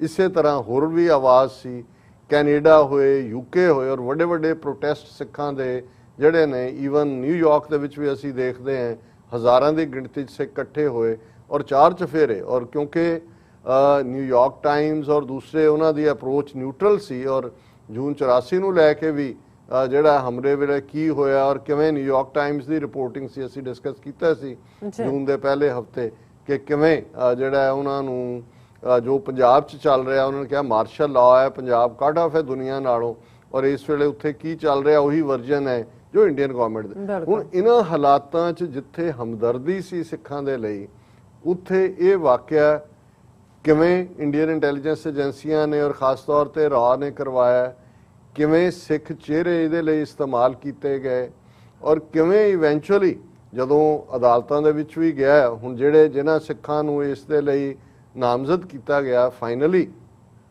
ਉਹ ਬ੍ਰਿਟਿਸ਼ ਕੋਲੰਬੀਆ ਦੀ ਸੁਪਰੀਮ ਕੋਰਟ ਵੱਲੋਂ ਐਕਵਿਟ ਕੀਤੇ ਗਏ। ਹਾਲਾਂ ਜਿਹੜਾ ਇਹਦੇ 'ਚ ਕੋਈ ਸ਼ੱਕ ਨਹੀਂ ਹੈ ਕਿ ਜੱਜ ਨੂੰ ਵੀ ਜਿਹਨੇ ਫਾਈਨਲ ਵਰਡਿਕਟ ਦਿੱਤਾ, ਇਹ ਨਜ਼ਰ ਆਇਆ ਕਿ ਭਾਈ ਇਹ ਭਾਵੇਂ ਚਿਹਰੇ ਕੌਣ ਨੇ, ਇਹਨਾਂ ਦੇ ਪਿੱਛੇ ਕੌਣ ਲੋਕ ਨੇ। ਔਰ ਇਸ ਸਾਰੇ ਦੇ ਨਾਲ, ਕਿਉਂਕਿ ਇਸ ਇੱਕ ਵਾਕਿਆ ਦੇ ਨਾਲ ਭਾਰਤੀ ਏਜੰਸੀਆਂ ਨੂੰ ਮੌਕਾ ਮਿਲਿਆ ਕਿ ਦੁਨੀਆ ਭਰ ਦੇ ਵਿੱਚ ਖਾਲਿਸਤਾਨ ਦੀ ਲਹਿਰ ਨੂੰ ਔਰ ਜਿਹੜੀ ਸਿੱਖਾਂ ਦੀ ਸਿੰਪੈਥੀ ਸੀ ਸਿੱਖਾਂ ਨਾਲ, ਉਸ ਦੇ ਬਰਕਸ ਇੰਟਰਨੈਸ਼ਨਲ ਟੈਰਰਿਜ਼ਮ ਦੇ ਖਾਤੇ 'ਚ ਸਾਡੀ ਖਾਲਿਸਤਾਨ ਦੀ ਲਹਿਰ ਨੂੰ ਪਾ ਦਿੱਤਾ ਗਿਆ। ਔਰ ਫਿਰ ਲੰਬਾ ਵਕਤ ਮੀਡੀਆ ਟ੍ਰਾਇਲ ਚੱਲਿਆ। ਈਵਨ ਸੁਪਰੀਮ ਕੋਰਟ ਕੈਨੇਡਾ ਵੱਲੋਂ ਐਕਵਿਟ ਹੋਣ ਤੋਂ ਬਾਅਦ ਵੀ ਜਿਨ੍ਹਾਂ ਨੂੰ ਉਹਨਾਂ ਨੇ ਦੋਸ਼ੀ ਬਣਾਇਆ ਹੋਇਆ ਸੀ, ਲਗਾਤਾਰਤਾ ਨਾਲ ਇਹ ਗੱਲ ਜਾਰੀ ਰਹੀ। ਔਰ ਇਸ ਹੱਦ ਤੱਕ ਮੈਂ ਸਮਝਦਾ ਵੀ ਕੈਨੇਡਾ ਦੀ ਵਲਨਰੇਬਿਲਿਟੀ ਹੈ, ਇਹ ਵੀ ਉਸ ਟ੍ਰਾਇਲ ਵੇਲੇ ਸਾਹਮਣੇ ਆਏ ਕਿ ਕਿਵੇਂ ਕੁਝ ਫਾਈਲਾਂ, ਆਡੀਓ ਟੇਪਸ RCMP ਨੇ, ਉਹਨਾਂ ਦੀਆਂ ਏਜੰਸੀਆਂ ਨੇ ਬਰਨ ਕਰ ਦਿੱਤੀਆਂ ਕਿਉਂਕਿ ਉਹਨਾਂ ਦੀ ਵਲਨਰੇਬਿਲਿਟੀ ਸੀ। ਔਰ ਸੌਫਟ ਟਾਰਗੇਟ ਦੇ, ਔਰ ਇਹ ਜਿਹੜੇ ਦੋਨੋਂ ਰਿਪੋਰਟਰ ਸੀ ਕੋਈ ਆਰਡੀਨਰੀ ਲੋਕ ਨਹੀਂ ਸੀ। ਟੋਰਾਂਟੋ ਸਟਾਰ ਦਾ ਇੱਕ ਵੱਡਾ ਕੋਰਸਪੋਂਡੈਂਟ ਸੀ, ਇੱਕ ਗਲੋਬ ਐਂਡ ਮੇਲ ਦਾ ਸੀ, ਔਰ ਜ਼ਾਹਿਰ ਕਸ਼ਮੀਰੀ ਦੀ ਫੈਮਿਲੀ ਨੂੰ ਵੀ ਜਿਹੜੀ ਸ਼ਾਇਦ ਬੰਬੇ ਬੇਸ ਸੀ, ਕਿਵੇਂ ਹਰਾਸ ਕੀਤਾ ਗਿਆ, ਕੀ ਹੋਇਆ, ਲੇਕਿਨ ਉਹ ਆਪਣੇ ਸਟੈਂਡ ਤੇ ਵੀ ਕਾਇਮ ਰਹੇ ਕਿ ਬਈ ਇਹ ਰਾਹ ਦਾ ਆਪਰੇਸ਼ਨ ਹੈ। ਔਰ ਜਿਨ੍ਹਾਂ ਲੋਕਾਂ ਨੂੰ ਨੇਮ ਕੀਤਾ ਗਿਆ ਉਹਨਾਂ ਚੋਂ ਕਿਸੇ ਨੇ ਉਹਨਾਂ ਨੂੰ ਸੂ ਨਹੀਂ ਕੀਤਾ, ਕਿਤਾਬ ਦੇ ਪਬਲਿਸ਼ਰਸ ਨੂੰ ਜਾਂ ਰਾਈਟਰਸ ਨੂੰ, ਕਿਉਂਕਿ ਇਹ ਇੱਕ ਤੱਥਾਂ ਤੇ ਬੇਸਡ ਗੱਲ ਸੀ, ਸੱਚਾਈ ਤੇ ਬੇਸਡ ਗੱਲ ਸੀ। ਔਰ ਇਸ ਸਾਰੇ ਦੇ ਥੱਲੇ ਮੀਡੀਆ ਟ੍ਰਾਇਲ ਵੀ ਹੋਇਆ ਔਰ ਅੱਜ ਤੱਕ ਵੀ ਇਸ ਦੇ ਲਈ ਸਿੱਖਾਂ ਦੇ ਖਾਤੇ 'ਚ ਗੱਲ ਪਾਈ ਜਾਂਦੀ ਹੈ। ਇਹਦੇ ਬਾਵਜੂਦ ਉਹਨਾਂ ਦੀ ਐਕਵਿਟਲ ਹੋਈ। ਫਿਰ ਜੇ ਟਰੂਥ ਕਮਿਸ਼ਨ ਦੇ ਨਾਂ ਥੱਲੇ ਜਾਂ commission of inquiry, mister major ਕੇ ਕੀ ਨਾਂ ਸੀ ਉਹਦਾ, ਉਹ ਵੀ ਗੋਂਗਲੂਆਂ ਤੋਂ ਮਿੱਟੀ ਲਾਉਣ ਵਾਲਾ ਕੰਮ ਸੀ, ਕਿਉਂਕਿ ਉਹਦੇ 'ਚ ਵੀ ਸਾਹਮਣੇ ਆਇਆ ਕਿ ਭਾਈ ਜਿਵੇਂ ਤਲਵਿੰਦਰ ਸਿੰਘ ਪਰਮਾਰ, ਜਿਸ ਦੇ ਦੁਆਲੇ ਇਹ ਸਟੋਰੀ ਘੁੰਮੀ, ਹਾਲਾਂ ਮੇਰਾ ਆਪਣਾ ਇਹ ਮੰਨਣਾ ਹੈ ਕਿ ਵੀ ਇੱਕ ਪਾਸੇ ਜਜ਼ਬਾਤ ਹੁੰਦਾ ਔਰ ਏਜੰਸੀਆਂ ਵੀ, ਜਦੋਂ ਅਸੀਂ ਸੌਫਟ ਟਾਰਗੇਟ ਕਹਿੰਦੇ ਹਾਂ, ਸਭ ਤੋਂ ਸੌਖਾ ਜਿਹੜਾ ਏਜੰਸੀਆਂ ਦਾ ਟਾਰਗੇਟ ਹੁੰਦਾ ਜਜ਼ਬਾਤੀ ਬੰਦਾ ਹੁੰਦਾ, ਬਿਲਕੁਲ, ਕਿਉਂਕਿ ਉਹ ਸਿਰਫ ਇੱਕ ਸਾਈਡ ਦੇ ਉੱਤੇ ਦੇਖਦਾ। ਔਰ ਜੂਨ 84 ਤੋਂ ਬਾਅਦ ਜੋ ਹਾਲਾਤ ਬਣ ਚੁੱਕੇ ਸੀ, ਜਿਸ ਕਿਸਮ ਦੀ ਸਿੱਖ ਮਾਨਸਿਕਤਾ ਸੀ, ਜ਼ਹਿਨੀਅਤ ਸੀ, ਇੰਦਰਾ ਗਾਂਧੀ ਨੂੰ ਸਜ਼ਾ ਦਿੱਤੀ ਔਰ ਦੂਸਰੇ ਨੂੰ, ਔਰ ਉਹਦੇ ਤਹਿਤ ਇਹ ਸੀ ਕਿ ਹਰ ਸਿੱਖ ਸੋਚਦਾ ਸੀ ਕਿ ਭਾਈ ਉਹਨਾਂ ਨੇ ਸਾਡੇ ਨਰਵ ਸੈਂਟਰ ਨੂੰ ਹੱਥ ਪਾਇਆ, ਸਾਡੇ ਮੁਕੱਦਸ ਸਥਾਨ ਨੂੰ ਪਾਇਆ, ਇਹ ਸੁੱਕੇ ਨਹੀਂ ਜਾਣੇ ਚਾਹੀਦੇ। ਸੋ ਉਸ ਇਮੋਸ਼ਨਲ ਵਲਨਰੇਬਿਲਿਟੀ ਦੇ ਵਿੱਚ ਏਜੰਸੀਆਂ ਵਿੱਚ ਬੜੀਆਂ, ਔਰ ਚਾਹੀਦਾ ਇਹ ਸੀ। ਔਰ ਉਹ ਤਲਵਿੰਦਰ ਸਿੰਘ ਪਰਮਾਰ ਜਿਹੜੇ ਇਵੈਂਚੁਅਲੀ ਭਾਰਤੀ ਜਿਹੜੀਆਂ ਏਜੰਸੀਆਂ ਨੇ ਉਹਨਾਂ ਨੂੰ ਜੰਮੂ ਤੋਂ ਗ੍ਰਿਫਤਾਰ ਕੀਤਾ ਇੱਕ ਹੋਟਲ 'ਚੋਂ, ਔਰ ਕਿਵੇਂ ਉਹਨਾਂ ਦਾ ਐਨਕਾਊਂਟਰ ਲਿਆ ਕੇ ਉਹਨਾਂ ਦੇ ਪਿੰਡ ਦੇ ਨੇੜੇ ਉਸ ਦਾ ਬਣਾਇਆ ਗਿਆ। ਔਰ ਇਹ ਵੀ ਇੱਕ ਫੈਕਟ ਸਾਹਮਣੇ ਸੀ ਕਿ ਉਹ ਕੈਨੇਡੀਅਨ ਸਿਟੀਜ਼ਨ ਸਨ। ਜੇ ਸੱਚਮੁੱਚ ਭਾਰਤ ਸਰਕਾਰ ਇਸ ਗੱਲ ਦੇ ਵਿੱਚ ਇਨਵੋਲਵ ਨਾ ਹੁੰਦੀ ਔਰ ਉਹ ਸਮਝਦੀ ਕਿ ਟਰੂਥ ਸਾਹਮਣੇ ਆਉਣੀ ਚਾਹੀਦੀ ਹੈ, ਫਿਰ ਤਲਵਿੰਦਰ ਸਿੰਘ ਪਰਮਾਰ ਨੂੰ ਕੈਨੇਡਾ ਜਿਹੜਾ ਉਹ ਐਕਸਟ੍ਰਾਡਾਈਟ ਕੀਤਾ ਜਾ ਸਕਦਾ ਸੀ। ਲੇਕਿਨ ਉਹਨਾਂ ਨੇ ਹਰ ਥਾਂ ਇਧਰ ਕੈਨੇਡੀਅਨ ਏਜੰਸੀਆਂ ਨੇ ਇਨਫੋਰਮੇਸ਼ਨ ਦਬਾਈ, ਉਧਰ ਇੰਡੀਅਨ ਏਜੰਸੀਆਂ ਨੇ ਸੁਪਰੈਸ ਵੀ ਕੀਤਾ ਔਰ ਰੋਂਗਲੀ ਬਲੇਮ ਖਾਤੇ 'ਚ ਫਿਰ ਵੀ ਤਲਵਿੰਦਰ ਸਿੰਘ ਪਰਮਾਰ ਦੇ ਔਰ ਉਹਨੂੰ ਖਾਲਿਸਤਾਨ ਦੇ ਨਾਲ ਜੋੜ ਕੇ ਔਰ ਬੱਬਰ ਖਾਲਸਾ ਨਾਲ ਜੋੜ ਕੇ ਔਰ ਦੂਸਰੇ ਤੀਸਰੇ ਉਹ ਕਰਦੇ ਰਹੇ, ਔਰ ਉਹਦਾ ਅਸੀਂ ਅੱਜ ਤੱਕ ਵੀ ਜੋ ਭਾਰਤੀ ਏਜੰਸੀਆਂ ਦੀ ਇਹ ਸਾਰੀ ਮਾੜੀ ਹਰਕਤ ਸੀ, ਔਰ ਮੈਂ ਸਮਝਦਾ ਵੀ ਇਹ ਅੱਜ ਤੱਕ ਵੀ 36 ਸਾਲ ਬੀਤਣ ਬਾਅਦ ਵੀ ਹਕੀਕਤ ਕੀ ਹੈ ਉਸ ਦੇ ਉੱਤੇ ਪਰਦਾ ਪਿਆ ਹੋਇਆ ਹੈ। ਔਰ ਬਿਲਕੁਲ ਠੀਕ ਕੈਨੇਡਾ 'ਚ ਸ਼੍ਰੋਮਣੀ ਅਕਾਲੀ ਦਲ ਅੰਮ੍ਰਿਤਸਰ ਦੇ ਮੁੱਖ ਆਗੂ ਵੀਰ ਸੁਖਵਿੰਦਰ ਸਿੰਘ ਹੰਸਰਾ, ਜਿਹੜੇ ਮੈਂ ਸਮਝਦਾ ਹਾਂ ਵੀ ਜਦੋਂ ਤੋਂ ਮੈਂ ਲੇਟ 80s ਤੋਂ ਐਕਟਿਵ ਹੈ, ਉਹਨਾਂ ਦੀ ਜਿਹੜੀ ਹੈ ਇੱਕ ਆਪਣੀ ਯੂਨੀਕ ਕੰਟਰੀਬਿਊਸ਼ਨ ਹੈ ਮੀਡੀਆ ਦੇ ਐਂਗਲ ਤੋਂ ਵੀ, ਔਰ ਪੂਰੇ ਇਲਾਕੇ ਜਿਹਨੂੰ ਤੁਸੀਂ ਕਹਿੰਦੇ ਹੋ ਕਿ ਵੀ ਰੌਕ ਖਾਲਿਸਤਾਨੀ ਨੇ, ਔਰ ਉਹ ਇਸ ਸਾਰੇ ਦੌਰ ਨੂੰ ਉਹਨਾਂ ਨੇ ਦੇਖਿਆ, ਅੱਡ-ਅੱਡ ਆਰਗੇਨਾਈਜੇਸ਼ਨਸ ਦੇ ਵਿੱਚ ਵੀ ਉਹਨਾਂ ਨੇ ਕੰਮ ਕੀਤਾ ਹੈ, ਨੁਆਂਸ ਸਮਝਦੇ ਨੇ, ਔਰ ਅਸੀਂ ਉਹਨਾਂ ਦੇ ਐਡੀਸ਼ਨਲੀ ਸ਼ੁਕਰਗੁਜ਼ਾਰ ਹਾਂ ਕਿ ਵੀਰ ਸੁਖਵਿੰਦਰ ਸਿੰਘ ਹੰਸਰਾ, ਵੀਰ ਸੁਖਦੇਵ ਸਿੰਘ, ਵੀਰ ਮਨਵੀਰ ਸਿੰਘ ਜਿਹੜੇ ਸਾਡੇ ਬਿਊਰੋ ਮੁਖੀ ਨੇ TV 84 ਦੇ ਟੋਰਾਂਟੋ ਬੇਸਡ, ਸਰ ਵੀਰ ਸਤਨਾਮ ਸਿੰਘ, ਔਰ ਇਵੇਂ ਹੀ ਉਹਨਾਂ ਦੇ ਸਾਥੀ ਸਹਿਯੋਗੀ ਬਲਕਰਨ ਸਿੰਘ, ਸਾਰੇ ਉਹਨਾਂ ਵੱਲੋਂ ਕੱਲ ਅੱਜ ਦੀ ਆਵਾਜ਼ ਰੇਡੀਓ ਪ੍ਰੋਗਰਾਮ ਦੇ ਉੱਤੇ TV 84 ਲਈ ਫੰਡ ਰੇਜ਼ਿੰਗ ਵੀ ਕੀਤਾ ਜਾ ਰਿਹਾ, ਔਰ ਆਲਰੇਡੀ ਉਹਨਾਂ ਦੀਆਂ ਵੀਡੀਓਜ਼ ਔਰ ਅਪੀਲ ਔਰ ਜਿਹੜੀਆਂ ਨੇ ਕਮਿਟਮੈਂਟਸ ਉਹ ਉਹਨਾਂ ਨੇ ਸ਼ੁਰੂ ਕੀਤੀਆਂ ਹੋਈਆਂ। ਔਰ ਇਸ ਮੌਕੇ ਦੇ ਉੱਤੇ ਵੀ 36ਵੀਂ ਇਸ ਏਅਰ ਇੰਡੀਆ ਦੀ ਡਿਜ਼ਾਸਟਰ ਦੇ ਮੌਕੇ ਉਹਨਾਂ ਨੇ ਵੀਰ ਸੁਖਵਿੰਦਰ ਸਿੰਘ ਹੰਸਰਾ ਨੇ ਆਪਣਾ ਮੈਸੇਜ ਜਿਹੜਾ ਕੈਨੇਡੀਅਨ ਗਵਰਨਮੈਂਟ ਨੂੰ ਐਡਰੈਸਡ ਹੈ ਕਿ ਭਾਈ ਇਹ ਜਿਹੜੀ ਫਲਾਈਟ 182 ਬੰਬ ਕਾਂਡ ਹੈ ਇਹਦੇ ਪਿੱਛੇ ਭਾਰਤੀ ਖੁਫੀਆ ਏਜੰਸੀਆਂ ਦਾ ਹੱਥ ਸੀ।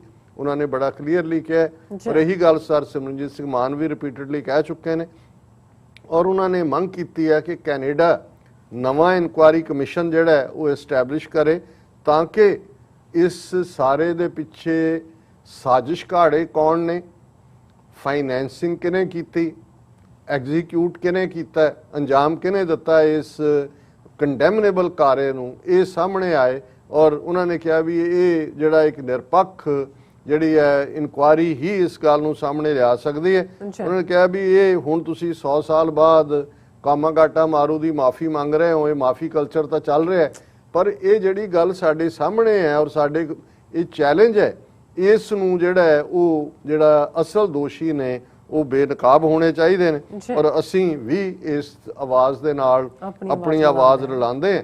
ਇਹ ਅਫਸੋਸ ਦੀ ਗੱਲ ਹੈ ਕਿ ਵੀ ਬਜਾਏ ਕੈਨੇਡੀਅਨ ਗਵਰਨਮੈਂਟ ਜਿਹਦੀਆਂ ਏਜੰਸੀਆਂ ਫੇਲ ਹੋਈਆਂ ਉਹ ਇਹਦੇ 'ਚ ਆਪਣੀ ਜ਼ਿੰਮੇਵਾਰੀ ਨਿਭਾਉਂਦੀਆਂ।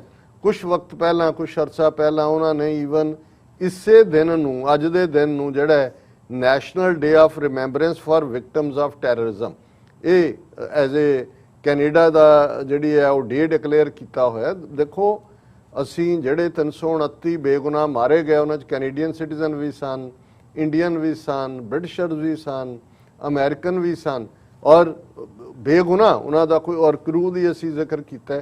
ਸੋ ਕੋਈ ਵੀ ਸਿੱਖ ਬੇਸ਼ੱਕ ਜਿੰਨਾ ਮਰਜ਼ੀ, ਜਦੋਂ ਅਸੀਂ ਰਿਵੈਂਜ ਦੀ ਗੱਲ ਵੀ ਕਰਦੇ ਹਾਂ, ਬੇਗੁਨਾਹ ਨੂੰ ਮਾਰਨਾ ਜਿਹੜਾ ਹੈ ਇਹ ਰਿਵੈਂਜ ਨਹੀਂ ਹੁੰਦਾ, ਔਰ ਇਹ ਸਾਡੀਆਂ ਬੇਸਿਕ ਰਵਾਇਤਾਂ ਦੇ ਖਿਲਾਫ ਹੈ। ਪਰ ਇਹ ਇੰਡੀਅਨ ਏਜੰਸੀਆਂ ਨੇ ਕਾਰਾ ਕੀਤਾ, ਔਰ ਹੁਣ ਇਹਨਾਂ ਨੇ national day of remembrance for victims of terrorism ਕਹਿ ਕੇ ਅੱਜ ਜਸਟਿਨ ਟਰੂਡੋ ਦੀ ਵੀ ਸਟੇਟਮੈਂਟ ਹੈ, ਹਾਲਾਂ ਉਹਦੇ 'ਚ ਕੋਈ ਸਿੱਖ ਲਫ਼ਜ਼ ਨਹੀਂ ਹੈ, ਪਰ ਸ਼ੁਰੂਆਤ ਤਾਂ 329 ਇਹਨਾਂ ਮੁਸਾਫਰਾਂ ਤੋਂ ਹੁੰਦੀ ਹੈ। ਫਿਰ ਉਹਨਾਂ ਨੇ ਲੰਡਨ 'ਚ ਮਾਰੀ ਗਈ ਮੁਸਲਿਮ ਫੈਮਿਲੀ ਜਿਹੜੀ ਪਿਛਲੇ ਦਿਨਾਂ 'ਚ ਦਹਿਸ਼ਤਗਰਦੀ ਦਾ ਵਾਕਿਆ ਹੋਇਆ ਉਹਦਾ ਜ਼ਿਕਰ ਕੀਤਾ ਹੈ, ਔਰ 2014 'ਚ ਕੈਨੇਡੀਅਨ ਨੈਸ਼ਨਲ ਵਾਰ ਮੈਮੋਰੀਅਲ ਤੇ ਪਾਰਲੀਮੈਂਟ ਹਿੱਲ ਤੇ 2014 ਜਿਹੜੀ ਦਹਿਸ਼ਤਗਰਦੀ ਵਾਕਿਆ ਹੋਇਆ ਉਸ ਦਾ ਜ਼ਿਕਰ ਕੀਤਾ ਹੈ। ਨਾਲ ਦੀ ਨਾਲ ਉਹਨਾਂ ਨੇ ਕਿਹਾ ਜੀ ਇਹ ਸਾਨੂੰ ਡਿਵਾਈਡ ਕਰਨ ਦੀ ਲਾਈਨ ਕੈਨੇਡਾ ਦੀ ਟੈਰਰਿਜ਼ਮ ਕਦੇ ਕਾਮਯਾਬ ਨਹੀਂ ਹੋਏਗਾ, ਬਿਲਕੁਲ ਨਹੀਂ ਹੋਣਾ ਚਾਹੀਦਾ। ਪਰ ਜਸਟਿਨ ਟਰੂਡੋ ਸਾਹਿਬ ਇਸ ਗੱਲ ਦਾ ਜ਼ਰੂਰ ਧਿਆਨ ਦਿਓ, ਤੁਸੀਂ ਵੀ ਵਿਕਟਮ ਹੋਏ ਹੋ ਇੰਡੀਅਨ ਸਟੇਟ ਦੇ ਉਸ ਕੰਸਪੀਰੇਸੀ ਦੇ, ਕਿ ਇੰਡੀਵਿਜੂਅਲ ਟੈਰਰਿਜ਼ਮ ਤਾਂ ਅਸੀਂ ਕੰਡੈਮ ਵੀ ਕਰਦੇ ਹਾਂ, ਉਹ ਜੇ ਕਾਬੂ ਆਉਂਦੇ ਨੇ ਉਹ ਸਜ਼ਾ ਯਾਫਤਾ ਵੀ ਹੁੰਦੇ ਨੇ, ਪਰ ਸਟੇਟ ਟੈਰਰਿਜ਼ਮ ਦਾ ਕੀ ਕਰੋਗੇ ਜਿੱਥੇ ਕੋਈ ਸਟੇਟ ਬੈਂਟ ਅਪਨ ਹੋਏ ਟੈਰਰ ਕਰਨ ਤੇ। ਔਰ ਇਹ ਏਅਰ ਇੰਡੀਆ ਦਾ ਕਨਿਸ਼ਕਾ ਦਾ ਹਾਦਸਾ ਵਿਦਆਊਟ ਐਨੀ ਡਾਊਟ ਇਹ ਇੰਡੀਅਨ ਹਕੂਮਤ ਦੀ, ਉਹਨਾਂ ਦੀਆਂ ਇੰਟੈਲੀਜੈਂਸ ਏਜੰਸੀਆਂ ਦੀ ਹੀ ਕਾਰਵਾਈ ਹੈ। ਔਰ ਇਹ 36 ਸਾਲ ਬੀਤਣ ਬਾਅਦ ਵੀ ਜੇ ਤੁਸੀਂ ਔਰ ਇਹ ਗੱਲ ਸੌਫਟ ਟਾਰਗੇਟ ਦੇ ਦੋਨੋਂ ਹੀ ਜਿਹੜੇ ਬੜੇ ਮੈਚੁਰ ਜਰਨਲਿਸਟ ਸੀ ਉਹਨਾਂ ਨੇ ਕਿਹਾ ਕਿ ਵੀ Indian high commission Ottawa, Indian consulate Toronto, Indian consulate Vancouver, ਉੱਥੇ ਲੈ ਜਾਓ ਗੱਡੀਆਂ ਉੱਥੋਂ ਵਾਲਿਆਂ ਨੂੰ ਭਰ ਕੇ ਲੈ ਆਓ ਔਰ ਤੁਹਾਨੂੰ ਫਿੰਗਰਪ੍ਰਿੰਟ ਮਿਲ ਜਾਣਗੇ, ਅਸਲੀ ਦੋਸ਼ੀ ਉੱਥੇ ਬੈਠੇ ਹੋਏ ਨੇ। ਔਰ ਹਾਲਾਂ ਉਸ ਤੋਂ ਬਾਅਦ ਇੱਕ ਆਹਲੂਵਾਲੀਆ ਨਾਂ ਦਾ ਜਿਹੜਾ ਆਟਵਾ ਦੇ ਵਿੱਚ ਕਿ ਟੋਰਾਂਟੋ ਦੇ ਵਿੱਚ ਹਾਈ ਉਹਨਾਂ ਦਾ ਲੀਏਜ਼ਨ ਮੈਨ ਸੀ, ਜਿਹੜਾ ਸਿੱਖਾਂ ਦੇ ਵਿੱਚ ਵੀ ਵਿਚਰਦਾ ਸੀ, ਉਹਨੂੰ ਕੈਨੇਡਾ ਗਵਰਨਮੈਂਟ ਨੇ ਪਰਸੋਨਾ ਨਾਨ ਗ੍ਰੇਟਾ ਕਹਿ ਕੇ ਕੈਨੇਡਾ ਚੋਂ ਕੱਢ ਦਿੱਤਾ ਸੀ। ਪਰਸੋਨਾ ਨਾਨ ਗ੍ਰੇਟਾ ਹੁੰਦਾ ਹੈ ਕਿ ਨਹੀਂ ਚਾਹੀਦਾ ਇੱਥੇ, ਇੱਕ ਡਿਪਲੋਮੈਟਿਕ ਲੈਂਗੁਏਜ ਹੈ, ਉਹਨੂੰ ਬਾਹਰ ਕੱਢਿਆ। ਜੇ ਉਹ ਪਰਸੋਨਾ ਨਾਨ ਗ੍ਰੇਟਾ ਸੀ, ਉਹਦਾ ਕੀ ਰੋਲ ਸੀ ਉਹ ਕਦੇ ਡਿਸਕਸ ਨਹੀਂ ਹੋਇਆ, ਉਹਦੀ ਵੀ ਕਦੇ ਸ਼ਕਲ ਸਾਹਮਣੇ ਨਹੀਂ ਆਈ। ਵੈਦਰ ਉਹਨੂੰ ਵੀ ਏਜੰਸੀਆਂ ਨੇ ਮਾਰਤਾ ਹੈ ਜਾਂ ਕਿਤੇ ਹੋਰ ਉਹਦੀ ਆਈਡੈਂਟੀਟੀ ਬਦਲ ਕੇ ਉਹਨੂੰ ਬਿਠਾ ਦਿੱਤਾ ਹੈ। ਸੋ ਅਸੀਂ ਸਮਝਦੇ ਹਾਂ ਕਿ ਕੈਨੇਡਾ ਦੀ ਹਿਸਟਰੀ ਦਾ ਸਭ ਤੋਂ ਵੱਡਾ ਦਹਿਸ਼ਤਗਰਦੀ ਦਾ ਘਰ ਹੈ, ਇੰਡੀਅਨ ਸਟੇਟ ਇਹਦੇ ਬਿਹਾਈਂਡ ਹੈ, ਪਰ ਰੋਂਗਲੀ ਸਿੱਖਾਂ ਨੂੰ ਬਲੇਮ ਕੀਤਾ ਗਿਆ ਹੈ। ਇਹ ਅਜੇ ਵੀ ਜਦੋਂ ਅਸੀਂ ਇਨਵੈਸਟੀਗੇਸ਼ਨ ਦੀ ਗੱਲ ਕਰਦੇ ਹਾਂ, ਜਿਵੇਂ ਕਾਮਾਗਾਟਾ ਮਾਰੂ ਦੀ ਹਕੀਕਤ ਉਹਦੇ 'ਚ ਬ੍ਰਿਟਿਸ਼ ਦਾ ਉਹਨਾਂ ਦੇ ਉਸ ਦੌਰ ਦੇ ਜਿਹੜੇ ਉਸ ਕਿਸਮ ਦੇ ਹੌਪਕਿੰਸ ਵਰਗੇ ਲੋਕ ਜਿਹਨੂੰ ਬਾਅਦ ਦੇ ਵਿੱਚ ਇੱਕ ਨੇ ਸਿੰਘ ਨੇ ਸੋਧਾ ਲਾਇਆ ਸੀ, ਉਹਨਾਂ ਦਾ ਕੀ ਰੋਲ ਸੀ, ਉਹ ਸਾਰੀ ਨਫ਼ਰਤ। ਇਹ ਤਾਂ 100 ਸਾਲ ਬਾਅਦ ਅਸੀਂ ਗੱਲ ਕਰਦੇ, ਇਹ ਤਾਂ ਅਜੇ ਵੀ ਜਿਹੜੇ ਇਸ ਦੇ ਕੁਝ ਜਿਹੜੇ ਨੇ ਆਰਕੀਟੈਕਟ ਨੇ ਏਜੰਸੀਆਂ ਨੇ ਕੀਤਾ ਉਹ ਬਾਹਰ ਹੋਣਗੇ ਔਰ ਉਹਨਾਂ ਨੂੰ ਜਿਹੜਾ ਪਨਿਸ਼ ਕੀਤਾ ਜਾਣਾ ਚਾਹੀਦਾ ਹੈ। ਔਰ ਅਸੀਂ ਹਮਦਰਦੀ ਦਾ ਇਜ਼ਹਾਰ ਹੀ ਕਰ ਸਕਦੇ ਹਾਂ ਉਹਨਾਂ ਵਿਕਟਮਸ ਦੇ ਨਾਲ, ਉਹਨਾਂ ਦੇ ਪਰਿਵਾਰਾਂ ਦੇ ਨਾਲ ਕਿ ਭਾਈ ਇਹ ਸਾਡੇ ਖਾਤੇ 'ਚ ਸਿੱਖਾਂ ਦੇ ਪਾਇਆ ਗਿਆ, ਪਰ ਇਹ ਇੰਡੀਅਨ ਗਵਰਨਮੈਂਟ ਦੀ ਹੀ ਜਿਹੜੀ ਹੈ ਉਹ ਕਰਤੂਤ ਸੀ। ਔਰ ਅਸੀਂ ਕਲੋਜ਼ਿੰਗ 'ਚ ਆਪਣੀ ਟੈਕਨੀਕਲ ਟੀਮ ਨੂੰ ਕਵਾਂਗੇ ਕਿ ਸਰ ਬੂਟਾ ਸਿੰਘ ਖੜੌਤ, ਸਰ ਸੁਰਜੀਤ ਸਿੰਘ ਕੁਲਾਰ, ਉਹਨਾਂ ਦਾ ਮੈਸੇਜ ਜੋ ਉਹਨਾਂ ਨੇ ਕੌਮ ਦੇ ਨਾਂ ਦਿੱਤਾ ਹੈ, ਜਿੱਥੇ ਉਹਨਾਂ ਨੇ ਸਪਾਂਸਰ ਕੀਤਾ ਹੈ ਅੱਜ ਦੇ ਸੱਚੋ ਸੱਚ ਪ੍ਰੋਗਰਾਮ ਨੂੰ, ਉਸ ਨੂੰ ਸਾਂਝਾ ਕਰਾਂ। ਵਾਹਿਗੁਰੂ ਜੀ ਕਾ ਖਾਲਸਾ, ਵਾਹਿਗੁਰੂ ਜੀ ਕੀ ਫਤਿਹ। ਦਾਸ ਸੁਰਜੀਤ ਸਿੰਘ ਕੁਲਾਰ, ਪ੍ਰਧਾਨ ਸ਼੍ਰੋਮਣੀ ਅਕਾਲੀ ਦਲ ਅੰਮ੍ਰਿਤਸਰ ਅਮਰੀਕਾ, ਜੋ ਤੀਸਰਾ ਘੱਲੂਘਾਰਾ ਜੂਨ 84 ਦਾ ਲੰਘ ਕੇ ਗਿਆ ਆ, ਨਾ ਉਹ ਭੁੱਲਣਯੋਗ ਹੈ ਨਾ ਉਹ ਬਖਸ਼ਣਯੋਗ ਹੈ। ਉਸ ਦਿਨ ਇੰਡੀਆ ਗਵਰਨਮੈਂਟ ਨੇ ਜੋ ਵਿਉਂਤ ਬਣਾਈ ਜੋ ਵੱਧ ਤੋਂ ਵੱਧ ਸੰਗਤ ਆਈ ਹੋਊਗੀ। ਧੰਨ ਧੰਨ ਗੁਰੂ ਅਰਜਨ ਦੇਵ ਜੀ ਦਾ ਸ਼ਹੀਦੀ ਦਿਹਾੜਾ ਸੀ। ਹਜ਼ਾਰਾਂ ਦੀ ਗਿਣਤੀ ਵਿੱਚ ਸਿੰਘ ਸਿੰਘਣੀਆਂ ਸ਼ਹੀਦ ਕੀਤੇ ਤੇ ਅਕਾਲ ਤਖਤ ਢਾ ਦਿੱਤਾ, ਪਰ ਸਾਡੇ ਯੋਧਿਆਂ ਨੇ 72 ਘੰਟੇ ਅੰਦਰ ਨਹੀਂ ਵੜਨ ਦਿੱਤੇ ਤੇ ਹਜ਼ਾਰਾਂ ਦੀ ਗਿਣਤੀ ਵਿੱਚ ਫੌਜ ਨੂੰ ਮੌਤ ਦੇ ਮੂੰਹ ਉਤਾਰਿਆ। ਸੰਤ ਜਰਨੈਲ ਸਿੰਘ ਜੀ ਭਿੰਡਰਾਂ ਵਾਲਿਆਂ ਨੇ ਇਹ ਵਚਨ ਇੰਡੀਆ ਨੂੰ ਦਿੱਤਾ ਸੀ ਕਿ ਜੇ ਤੁਸੀਂ ਅਕਾਲ ਤਖਤ ਤੇ ਪੈਰ ਧਰਿਆ ਤੇ ਖਾਲਸਤਾਨ ਦੀ ਨੀਂਹ ਰੱਖੀ ਜਾਏਗੀ। ਖਾਲਸਤਾਨ ਦੀ ਨੀਂਹ ਰੱਖਤੀ, ਅਸੀਂ ਸਾਰੀਆਂ ਜਥੇਬੰਦੀਆਂ ਖਾਲਸਤਾਨ ਦੀ ਲੜਾਈ ਲੜ ਰਹੇ ਹਾਂ। ਖਾਲਸਤਾਨ ਜਿੰਦਾਬਾਦ। ਵਾਹਿਗੁਰੂ ਜੀ ਕਾ ਖਾਲਸਾ, ਵਾਹਿਗੁਰੂ ਜੀ ਕੀ ਫਤਿਹ। ਦਾਸ ਬੂਟਾ ਸਿੰਘ ਖੜੌਤ, ਕਨਵੀਨਰ ਸ਼੍ਰੋਮਣੀ ਅਕਾਲੀ ਦਲ ਅੰਮ੍ਰਿਤਸਰ। ਆ ਮਹੀਨਾ ਜੂਨ ਦਾ ਮਹੀਨਾ ਆਪਾਂ ਸਾਰਿਆਂ ਨੂੰ ਪਤਾ, ਜੂਨ 1984 ਦਰਬਾਰ ਸਾਹਿਬ ਦੇ ਉੱਤੇ ਅਟੈਕ ਇੰਡੀਅਨ ਸਟੇਟ ਦਾ, ਪੰਚਮ ਪਾਤਸ਼ਾਹ ਦਾ ਸ਼ਹਾਦਤ ਦਾ ਦਿਨ ਵੀ ਇਸੇ ਮਹੀਨੇ 'ਚ ਆਉਂਦਾ ਤੇ ਬਾਬਾ ਬੰਦਾ ਸਿੰਘ ਬਹਾਦਰ ਜਿਹੜੇ ਸਿੱਖ ਕੌਮ ਦੇ ਪਹਿਲਾਂ ਬਾਦਸ਼ਾਹ ਹੋਏ ਨੇ, ਉਹਨਾਂ ਦਾ ਸ਼ਹਾਦਤ ਦਾ ਮਾਣ ਮੱਤਾ ਦਿਨ ਵੀ ਇਸੇ ਮਹੀਨੇ 'ਚ ਆਉਂਦਾ। ਆਪਾਂ ਜ਼ਿਕਰ ਕਰਾਂਗੇ ਇਸ ਮਹੀਨੇ ਦਾ।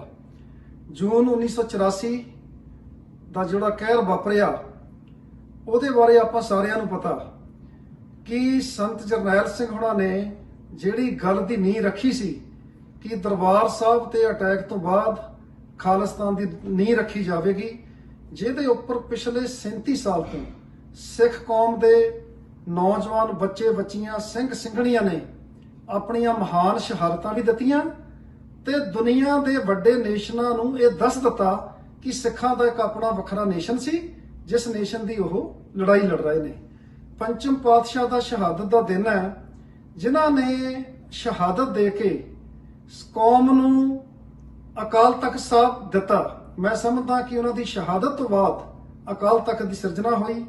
ਮੀਰੀ ਤੇ ਪੀਰੀ ਦਾ ਸੰਕਲਪ ਜਿਹੜਾ ਸਿੱਖਾਂ ਦੇ ਵਿੱਚ ਚੱਲਿਆ ਤੇ ਸ੍ਰੀ ਗੁਰੂ ਅਰਜਨ ਦੇਵ ਪਾਤਸ਼ਾਹ ਨੇ ਸਾਨੂੰ ਜਿਹੜਾ ਆ ਗੁਰੂ ਗ੍ਰੰਥ ਸਾਹਿਬ ਨੂੰ ਕੰਪਾਇਲ ਕੀਤਾ।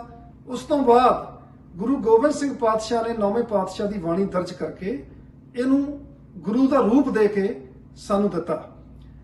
ਤੇ ਬਾਬਾ ਬੰਦਾ ਸਿੰਘ ਬਹਾਦਰ ਦੀ ਜਿਹੜੀ ਸ਼ਹਾਦਤ ਹੈ, ਉਹਨੇ ਸਾਨੂੰ ਸਾਡੀ ਸਪਿਰਿਟ ਨੂੰ ਡੀਮੋਰਲਾਈਜ਼ ਹੋਣ ਨਹੀਂ ਦਿੱਤਾ, ਉਹਨੇ ਸਾਡੀ ਸਪਿਰਿਟ ਨੂੰ ਜਿਉਂਦਾ ਰੱਖਿਆ। ਭਾਵੇਂ ਉਹਨਾਂ ਦੀ ਸ਼ਹਾਦਤ ਤੋਂ ਬਾਅਦ ਜੇ ਆਪਾਂ ਹਿਸਟਰੀ ਵੇਖੀਏ 1716 ਤੋਂ ਬਾਅਦ 1732-33 ਤੱਕ ਭਾਵੇਂ ਕਿਤੇ ਨਾ ਕਿਤੇ ਚੁੱਪ ਛਾਈ ਰਹੀ, ਪਰ ਉਹ ਚੁੱਪ ਨਹੀਂ ਸੀ। ਬਸ ਉਸ ਸਪਿਰਿਟ ਨੂੰ ਜਿਹੜਾ ਕੀ ਆ ਕੌਮ ਨੇ ਜਿਉਂਦਾ ਰੱਖਿਆ ਤੇ 1733 ਦੇ ਵਿੱਚ ਇਹ ਜਿਹੜਾ ਇੱਕ ਜ਼ਕਰੀਆ ਖਾਨ ਨੂੰ ਉਸ ਵੇਲੇ ਦਾ ਜਿਹੜਾ ਨਵਾਬ ਸੀ ਲਾਹੌਰ ਦਾ, ਉਹਨੂੰ ਸਿੱਖਾਂ ਨੂੰ ਜੰਗੀਰ ਵੀ ਦੇਣੀ ਪਈ, ਜਿਹੜਾ ਝਵਾਲ ਦਾ ਇਲਾਕਾ ਸੀਗਾ। ਸੋ ਉਸ ਤੋਂ ਬਾਅਦ ਮਿਸਲਾਂ ਪੰਜਾਬ ਦੇ ਵਿੱਚ ਵਧੀਆਂ। 1765 ਤੋਂ ਬਾਅਦ 1799 ਤੱਕ ਮਿਸਲਾਂ ਨੇ ਰਾਜ ਕੀਤਾ ਤੇ 1799 ਤੋਂ ਬਾਅਦ ਮਹਾਰਾਜਾ ਰਣਜੀਤ ਸਿੰਘ ਦਾ ਜਿਹੜਾ ਖਾਲਸਾ ਰਾਜ ਐਸਟੈਬਲਿਸ਼ ਹੁੰਦਾ। ਅਸੀਂ ਸਮਝਦੇ ਹਾਂ ਕਿ ਸ਼੍ਰੋਮਣੀ ਅਕਾਲੀ ਦਲ ਅੰਮ੍ਰਿਤਸਰ ਉਸੇ ਸਟਰਗਲ ਦੇ ਉੱਤੇ ਕੰਮ ਕਰਦੀ ਆ ਰਹੀ ਆ, ਜਿਹੜਾ ਰਾਜ ਭਾਗ 1849 ਦੇ ਵਿੱਚ ਖੁੱਸਿਆ ਸੀ। ਉਸ ਰਾਜ ਨੂੰ ਵਾਪਸ ਲੈਣ ਲਈ ਦੁਨੀਆ ਦੇ ਕੋਨੇ-ਕੋਨੇ ਦੇ ਵਿੱਚ ਸਰਦਾਰ ਸਿਮਰਨਜੀਤ ਸਿੰਘ ਮਾਨ ਦੀਆਂ ਸਿੱਖਿਆਵਾਂ ਦੇ ਮੁਤਾਬਕ ਜਿਹੜੇ ਪਾਰਟੀ ਪ੍ਰਧਾਨ ਨੇ, ਅੱਜ ਅਸੀਂ ਵੀ ਸ਼੍ਰੋਮਣੀ ਅਕਾਲੀ ਦਲ ਅੰਮ੍ਰਿਤਸਰ ਅਮਰੀਕਾ ਇੱਥੇ ਤੇ ਸਿਸਟਮ ਵਿੱਚ, ਯੂਐਸ ਕਾਂਗਰਸ ਵਿੱਚ, ਯੂਐਸ ਸੈਨੇਟ ਵਿੱਚ, ਯੂਨਾਈਟਿਡ ਨੇਸ਼ਨ ਦੇ ਵਿੱਚ ਤੇ ਸਟੇਟ ਡਿਪਾਰਟਮੈਂਟ ਦੇ ਵਿੱਚ, ਜੂਸਰਫ ਦੇ ਵਿੱਚ ਸਾਰੀ ਕੰਮ ਕਰਦੀ ਆ ਰਹੀ ਆ। ਜਿਵੇਂ ਹੁਣ ਸਾਡਾ ਨੈਕਸਟ ਪ੍ਰੋਜੈਕਟ ਹੋਵੇਗਾ, ਜਿਵੇਂ ਜੂਸਰਫ ਨੇ United state international religious freedom ਨੇ ਜਿਹੜੀ ਰეკਮੈਂਡੇਸ਼ਨ ਕੀਤੀ ਆ ਕਿ ਇੰਡੀਆ ਨੂੰ ਕੰਟਰੀ ਆਫ ਕੰਸਰਨ ਦੇ ਥੱਲੇ ਲੈ ਕੇ ਆਂਦਾ ਜਾਵੇ, ਅਸੀਂ ਬਾਕੀ ਅਮਰੀਕਨ ਆਰਗੇਨਾਈਜੇਸ਼ਨਾਂ ਦੇ ਨਾਲ ਮਿਲ ਕੇ ਉਸ ਪ੍ਰੋਜੈਕਟ ਦੇ ਉੱਤੇ ਵੀ ਕੰਮ ਕਰ ਰਹੇ ਹਾਂ ਤਾਂ ਕਿ ਇਸ ਨੂੰ ਸਟੇਟ ਡਿਪਾਰਟਮੈਂਟ ਦੇ ਵਿੱਚ ਇੰਪਲੀਮੈਂਟ ਕੀਤਾ ਜਾਵੇ। ਇਸੇ ਤਰ੍ਹਾਂ 2020 ਦਾ ਜਿਹੜਾ ਸਾਲ ਪਿਛਲਾ ਇੱਕ ਪੈਂਡੈਮਿਕ ਦਾ ਸਾਲ ਸੀ, ਬਹੁਤ ਦੁੱਖਾਂ ਭਰਿਆ ਵੀ ਸੀ, ਮੁਸ਼ਕਲਾਂ ਭਰਿਆ ਵੀ ਸੀਗਾ। ਉਸ ਸਾਲ ਦੇ ਵਿੱਚ ਵੀ ਸਾਡੀ ਸਟੇਟ ਨਿਊ ਜਰਸੀ ਦੇ ਵਿੱਚ ਸ਼੍ਰੋਮਣੀ ਅਕਾਲੀ ਦਲ ਅੰਮ੍ਰਿਤਸਰ ਨੇ ਮਿਹਨਤ ਮੁਸ਼ੱਕਤ ਕਰਕੇ ਤੇ ਨਿਊ ਜਰਸੀ ਦੇ ਸਿੱਖਾਂ ਦੀ ਕੰਟਰੀਬਿਊਸ਼ਨ ਦੇ ਨਾਲ 29 ਜੂਨ ਨੂੰ ਇੱਕ ਰੈਜੂਲੇਸ਼ਨ ਪਾਸ ਕੀਤਾ ਗਿਆ ਸੀ, ਜਿਹਦੇ ਪਰ ਸ੍ਰੀ ਗੁਰੂ ਗ੍ਰੰਥ ਸਾਹਿਬ ਜਿਹੜੇ ਸਿੱਖਾਂ ਦੇ ਲਿਵਿੰਗ ਗੁਰੂ ਨੇ ਤੇ ਸਿੱਖ ਇੱਕ ਵੱਖਰੀ ਕੌਮ ਹੈ। ਇਸੇ ਤਰ੍ਹਾਂ 20 ਅਕਤੂਬਰ ਨੂੰ ਪੈਨਸਿਲਵੇਨੀਆ ਦੀ ਅਸੈਂਬਲੀ ਨੇ ਵੀ ਇਸ ਤਰ੍ਹਾਂ ਦਾ ਮਤਾ ਪਾਸ ਕੀਤਾ ਸੀ।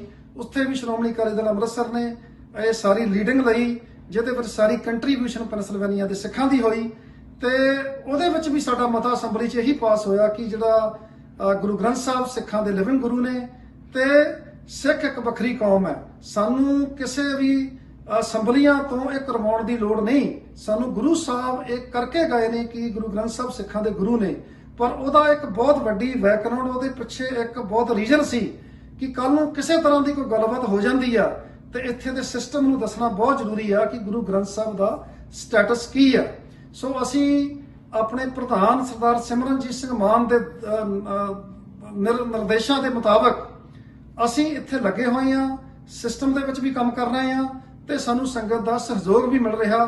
ਸੋ ਮੈਂ ਇਹੀ ਬੇਨਤੀ ਕਰਨੀ ਚਾਹੁੰਦਾ ਵੀ ਭਾਈ ਇਹ ਜਿਹੜਾ ਮਹੀਨਾ ਆ, ਜਿੱਥੇ ਸਿੱਖਾਂ ਦੇ ਪੀੜ ਭਰਿਆ ਮਹੀਨਾ ਹੈ, ਉੱਥੇ ਇਹ ਮਹੀਨਾ ਇੱਕ ਬਹੁਤ ਮਾਣਮੱਤਾ ਮਹੀਨਾ ਵੀ ਆ ਕਿ ਦਰਬਾਰ ਸਾਹਿਬ ਦੀ ਲੜਾਈ ਤੇ ਚਮਕੌਰ ਸਾਹਿਬ ਦੀ ਲੜਾਈ ਜਿਹੜੀ ਆ, ਇਹ ਉਹ ਮਹਾਨ ਲੜਾਈਆਂ ਵਿੱਚ ਦਰਜ ਹੋਣਗੀਆਂ ਜਦੋਂ ਪੰਜਾਬ ਤੁਹਾਡਾ ਇੱਕ ਨੇਸ਼ਨ ਬਣੂਗਾ। ਮੈਂ ਬੇਨਤੀ ਕਰਨੀ ਚਾਹੁੰਦਾ ਪੰਜਾਬ ਦੇ ਲੋਕਾਂ ਨੂੰ, ਸਾਰੇ ਵਰਗਾਂ ਨੂੰ, ਜੇ ਪੰਜਾਬ ਦੇ ਵਿੱਚ ਤੁਸੀਂ ਆਪਣੀ ਜ਼ਿੰਦਗੀ ਨੂੰ ਅੱਛਾ ਗੁਜ਼ਾਰਨਾ ਚਾਹੁੰਦੇ ਹੋ, ਪੰਜਾਬ ਨੂੰ ਆਪਾਂ ਵੱਖਰਾ ਨੇਸ਼ਨ ਬਣਾਈਏ। ਜਦੋਂ ਸਾਡੇ ਸਾਰੇ ਮੁਲਕਾਂ ਨਾਲ ਬਾਰਡਰ ਖੁੱਲਣਗੇ, ਅਸੀਂ ਇਕਨੋਮਿਕਲੀ ਤਕੜੇ ਹੋਵਾਂਗੇ, ਸਾਡਾ ਨੇਸ਼ਨ ਹੋਵੇਗਾ, ਅਸੀਂ ਦੁਨੀਆ ਵਿੱਚ ਪਹਿਚਾਣੇ ਜਾਵਾਂਗੇ। ਵਾਹਿਗੁਰੂ ਜੀ ਕਾ ਖਾਲਸਾ, ਵਾਹਿਗੁਰੂ ਜੀ ਕੀ ਫਤਿਹ।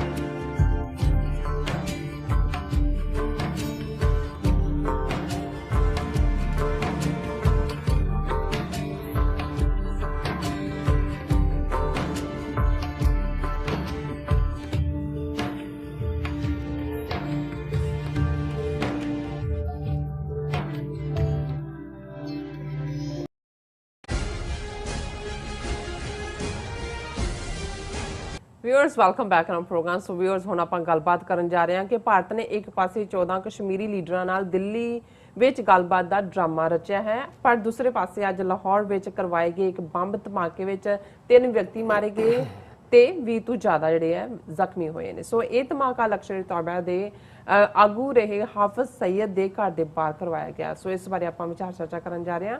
ਸੋ ਅਸੀਂ ਚਾਹਾਂਗੇ ਕਿ ਤੁਸੀਂ ਨਾਲ ਇਸੇ ਤਰ੍ਹਾਂ ਹੀ ਬਣੇ ਰਹਿਣਾ। ਦੇਖਣ ਸੁਣਨ ਲਈ ਐਂਡ ਲਿਖਣ ਲਈ ਤੁਹਾਡਾ ਸਭ ਦਾ ਬਹੁਤ ਬਹੁਤ ਸ਼ੁਕਰੀਆ ਜੀ। ਡਾਕਟਰ ਸਾਹਿਬ ਕੀ ਵਿਚਾਰਾਂ ਨੇ?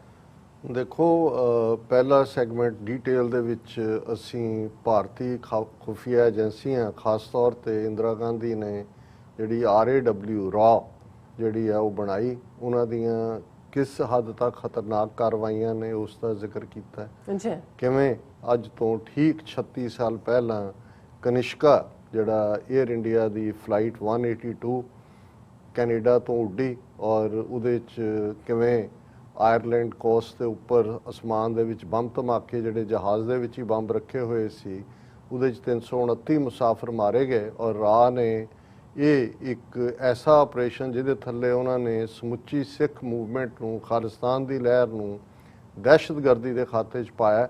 ਔਰ ਇਸ ਤੋਂ ਪਹਿਲਾਂ ਹਾਲਾਂਕਿ ਕੈਨੇਡੀਅਨ ਕੋਰਟ ਨੇ ਜਿਨ੍ਹਾਂ ਸਿੱਖਾਂ ਨੂੰ ਨੋਮੀਨੇਟ ਕੀਤਾ ਸੀ, ਉਹਨਾਂ ਨੇ ਏਜੰਸੀਆਂ ਨੇ, ਕੈਨੇਡੀਅਨ ਏਜੰਸੀਆਂ ਨੇ ਉਹਨਾਂ ਨੂੰ ਜਿਹੜਾ ਐਕਵਿਟ ਕਰ ਦਿੱਤਾ ਹੈ। ਲੇਕਿਨ ਇਹਦੇ ਬਾਵਜੂਦ ਮੀਡੀਆ ਟਰਾਇਲ ਵੀ ਹੋਇਆ ਔਰ ਅੱਜ ਤੱਕ ਵੀ ਜਿਹੜਾ ਉਸ ਦੇ ਸਕਾਰਸ ਅਸੀਂ ਦੇਖ ਸਕਦੇ ਹਾਂ ਕਿ ਉਸ ਦਾ ਇੰਪੈਕਟ ਕੀ ਹੈ। ਬਿਲਕੁਲ ਇਸੇ ਤਰ੍ਹਾਂ ਅਮਰੀਕਾ ਦੇ ਵਿੱਚ ਅਸੀਂ ਲਗਾਤਾਰਤਾ ਨਾਲ ਦੇਖ ਰਹੇ ਹਾਂ ਕਿ ਕਿਵੇਂ ਭਾਰਤੀ ਖੁਫੀਆ ਏਜੰਸੀਆਂ, ਬੇਸ਼ੱਕ ਜਿਹੜਾ ਇੱਕ ਬੜਾ ਮਜ਼ਬੂਤ ਫੈਸਲਾ ਈਸਟ ਕੋਸਟ ਸਿੱਖ ਕੋਆਰਡੀਨੇਸ਼ਨ ਕਮੇਟੀ ਨੇ ਲਿਆ ਸੀ ਪਿਛਲੇ ਵਰੇ ਕਿ ਕੋਈ ਵੀ ਭਾਰਤੀ ਡਿਪਲੋਮੈਟ, ਕੋਈ ਉਹਨਾਂ ਦਾ ਸਟਾਫ ਜਾਂ ਦੂਜਾ ਗੁਰਦੁਆਰੇ ਦੀ ਸਟੇਜ ਤੋਂ ਅਮਰੀਕਾ 'ਚ ਬਿਲਕੁਲ ਨਹੀਂ ਬੋਲ ਸਕਦਾ। ਕੈਨੇਡਾ 'ਚ ਵੀ ਇਹ ਲਾਗੂ ਹੈ, ਉੱਥੇ ਤਾਂ ਨੇੜੇ ਨਹੀਂ ਲੱਗਣ ਦਿੱਤਾ ਜਾਂਦਾ। ਪਰ ਫਿਰ ਵੀ ਇਹ ਪਾਸਪੋਰਟਾਂ ਦਾ, ਵੀਜ਼ਿਆਂ ਦਾ ਆਪਣੇ ਏਜੰਟਾਂ ਰਾਹੀਂ ਜਾਂ ਹੋਰ ਇਸ ਕਿਸਮ ਦੇ ਜਿਹੜੇ ਧਨਾੜ ਕਿਸਮ ਦੇ ਲੋਕ ਜਿਨ੍ਹਾਂ ਦੇ ਬਿਜ਼ਨਸ ਇੰਟਰਸਟ ਭਾਰਤ ਦੇ ਵਿੱਚ ਵੀ ਨੇ, ਇੱਧਰ ਵੀ ਨੇ, ਉਹਨਾਂ ਰਾਹੀਂ ਉਹ ਜਿਹੜਾ ਆਪਣਾ ਘੁਸਪੈਠ ਕਰਦੇ ਨੇ, ਇਫੈਕਟ ਵੀ ਕਰਨ ਦੀ ਕੋਸ਼ਿਸ਼ ਕਰਦੇ ਨੇ।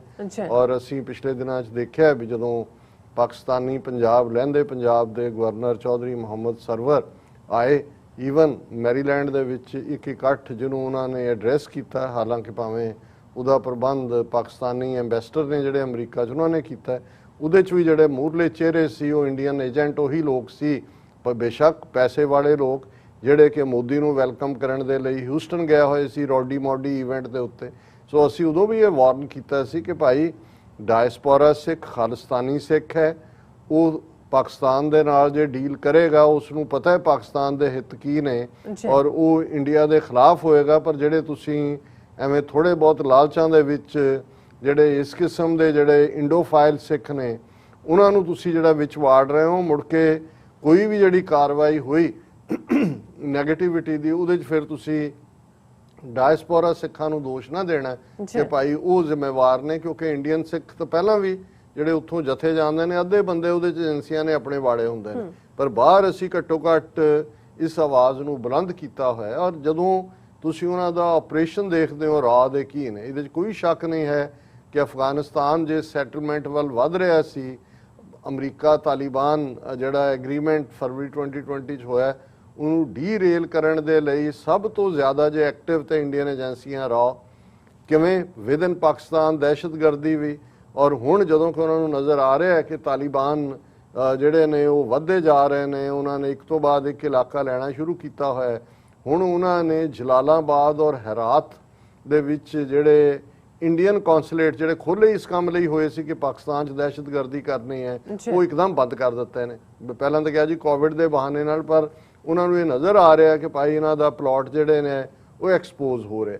ਹੁਣ ਇੰਟਰਨੈਸ਼ਨਲ ਦਬਾਅ ਹੈ, ਅਮਰੀਕਾ ਵੀ ਇਹਨਾਂ ਨੂੰ ਨੇ ਬਾਂਹ ਮਰੋੜੀ ਹੋਈ ਹੈ ਕਿ ਭਾਈ ਅਸੀਂ ਤਾਂ ਚੀਨ ਨਾਲ ਪੰਗਾ ਲੈਣ ਲਈ ਕੁਆਡ ਔਰ ਦੂਜੇ ਤੁਹਾਨੂੰ ਵਾੜਿਆ, ਤੁਸੀਂ ਸਾਈਮਲਟੇਨੀਅਸਲੀ ਪਾਕਿਸਤਾਨ ਨੂੰ ਵੀ ਕਿਉਂ ਕਰਨਾ ਚਾਹੁੰਦੇ ਹੋ। ਔਰ ਅਮਰੀਕਾ ਨਹੀਂ, UAE ਔਰ ਸਾਊਦੀ ਅਰੇਬੀਆ ਰਾਹੀਂ ਜਿਹੜਾ ਬਿਹਾਈਂਡ ਦਾ ਬੈਕ ਜਾਂ ਜਿਹਨੂੰ ਕੀ ਉਹਦੇ ਲਈ ਇੱਕ ਲਫ਼ਜ਼ ਇੰਟੈਲੀਜੈਂਸ ਦਾ ਯੂਜ਼ ਹੁੰਦਾ ਬੈਕ ਚੈਨਲ, ਉਹਦੇ ਰਾਹੀਂ ਉਹਨਾਂ ਦਾ ਸੀਜ਼ਫਾਇਰ ਕਰਵਾਇਆ ਕਿ ਜੀ ਅਸੀਂ ਫਲਾਣੀ ਜਿਹੜਾ 2003 ਦਾ ਜਿਹੜਾ ਸੀਜ਼ਫਾਇਰ ਐਗਰੀਮੈਂਟ ਹੈ ਉਹਨੂੰ ਮੰਨਦੇ ਹਾਂ LOC ਦੇ ਉੱਤੇ।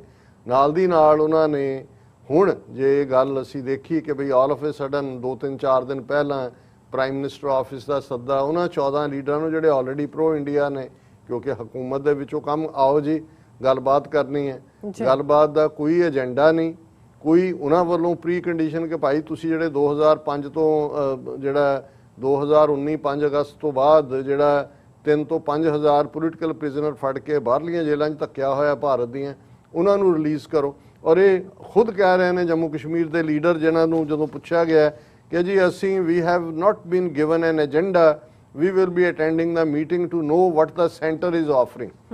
ਇਹ ਮਤਲਬ ਇਹਨੂੰ ਤੁਸੀਂ ਅਨਾੜੀਪਨਾ ਨਹੀਂ ਕਹੋਗੇ, ਇਹ ਸਾਰੇ ਮਜੇ ਹੋਏ ਲੋਕ ਨੇ ਆਪਣੇ ਭੁੱਖੇ ਤਾਕਤ ਦੇ।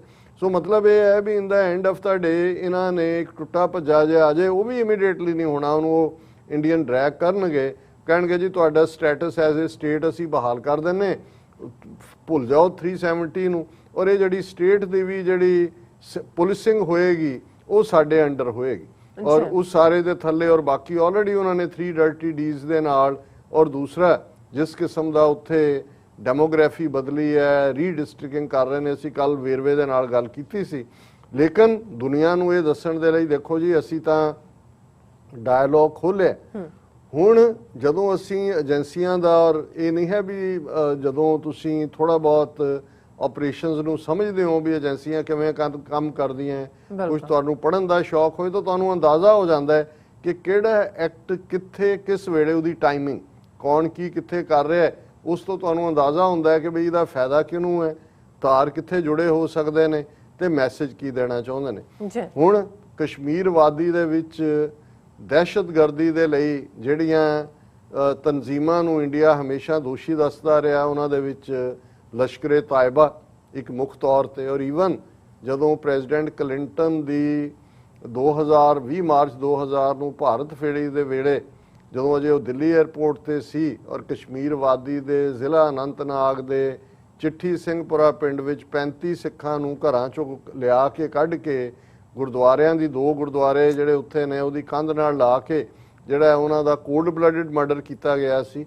ਤੇ ਤੁਹਾਨੂੰ ਯਾਦ ਹੋਏ ਕਿ ਉਸ ਦੀ ਜ਼ਿੰਮੇਵਾਰੀ ਕਿਹਾ ਗਿਆ ਸੀ ਜੀ ਲਸ਼ਕਰੇ ਤਾਇਬਾ, ਔਰ ਇਹ ਪਾਕਿਸਤਾਨ ਬੇਸਡ ਦਹਿਸ਼ਤਗਰਦ ਜਮਾਤ, ਉਹਨਾਂ ਨੇ ਇਹ ਕੀਤਾ। ਇਸੇ ਤਰ੍ਹਾਂ ਹੋਰ ਕਾਰਵਾਈਆਂ ਵੀ ਉਹਨਾਂ ਦੇ ਖਾਤੇ 'ਚ, ਈਵਨ ਜੋ ਇਹਨਾਂ ਨੇ ਜਿਹਦੇ ਬਹਾਨੇ ਨਾਲ ਫਿਰ ਬਾਲਾਕੋਟ ਦਾ ਡਰਾਮਾ ਕੀਤਾ, ਉਹ ਪੁਲਵਾਮਾ ਅਟੈਕ, ਉਹਨੂੰ ਵੀ ਉਹਦੇ ਨਾਲ ਜੋੜਿਆ ਜਾਂਦਾ ਸੀ।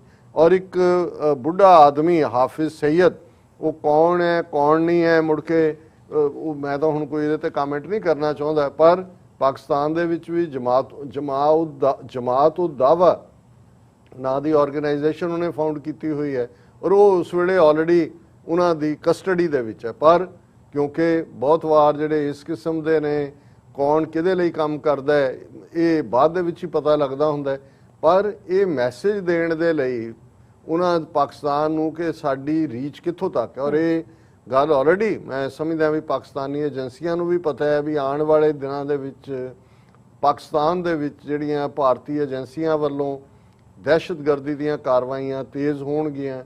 ਉਹਨਾਂ ਦੇ ਵਿੱਚ ਭਾਰਤੀ ਏਜੰਸੀਆਂ ਉੱਥੇ ਜਿਹੜੇ ਐਕਟਿਵ ਤਾਲਿਬਾਨ ਦੀ ਤਹਿਰੀਕ ਹੈ, ਤਹਿਰੀਕੇ ਤਾਲਿਬਾਨ ਕੇ ਕੀ ਹੈ, ਉਹ ਕੋਈ ਕਦੇ ਪਹਿਲਾਂ ਲਸ਼ਕਰੇ ਝਾਂਗੀ ਤੇ ਕੀ ਹੁੰਦੇ ਸੀ, ਸਾਰੇ ਏਜੰਸੀਆਂ ਇੰਡੀਅਨ ਜਿਹੜੇ ਨੇ ਉਹਦੇ 'ਚ ਇਨਵੋਲਵ ਨੇ, ਉਹਨਾਂ ਰਾਹੀਂ ਵੀ ਹੋ ਸਕਦੀਆਂ।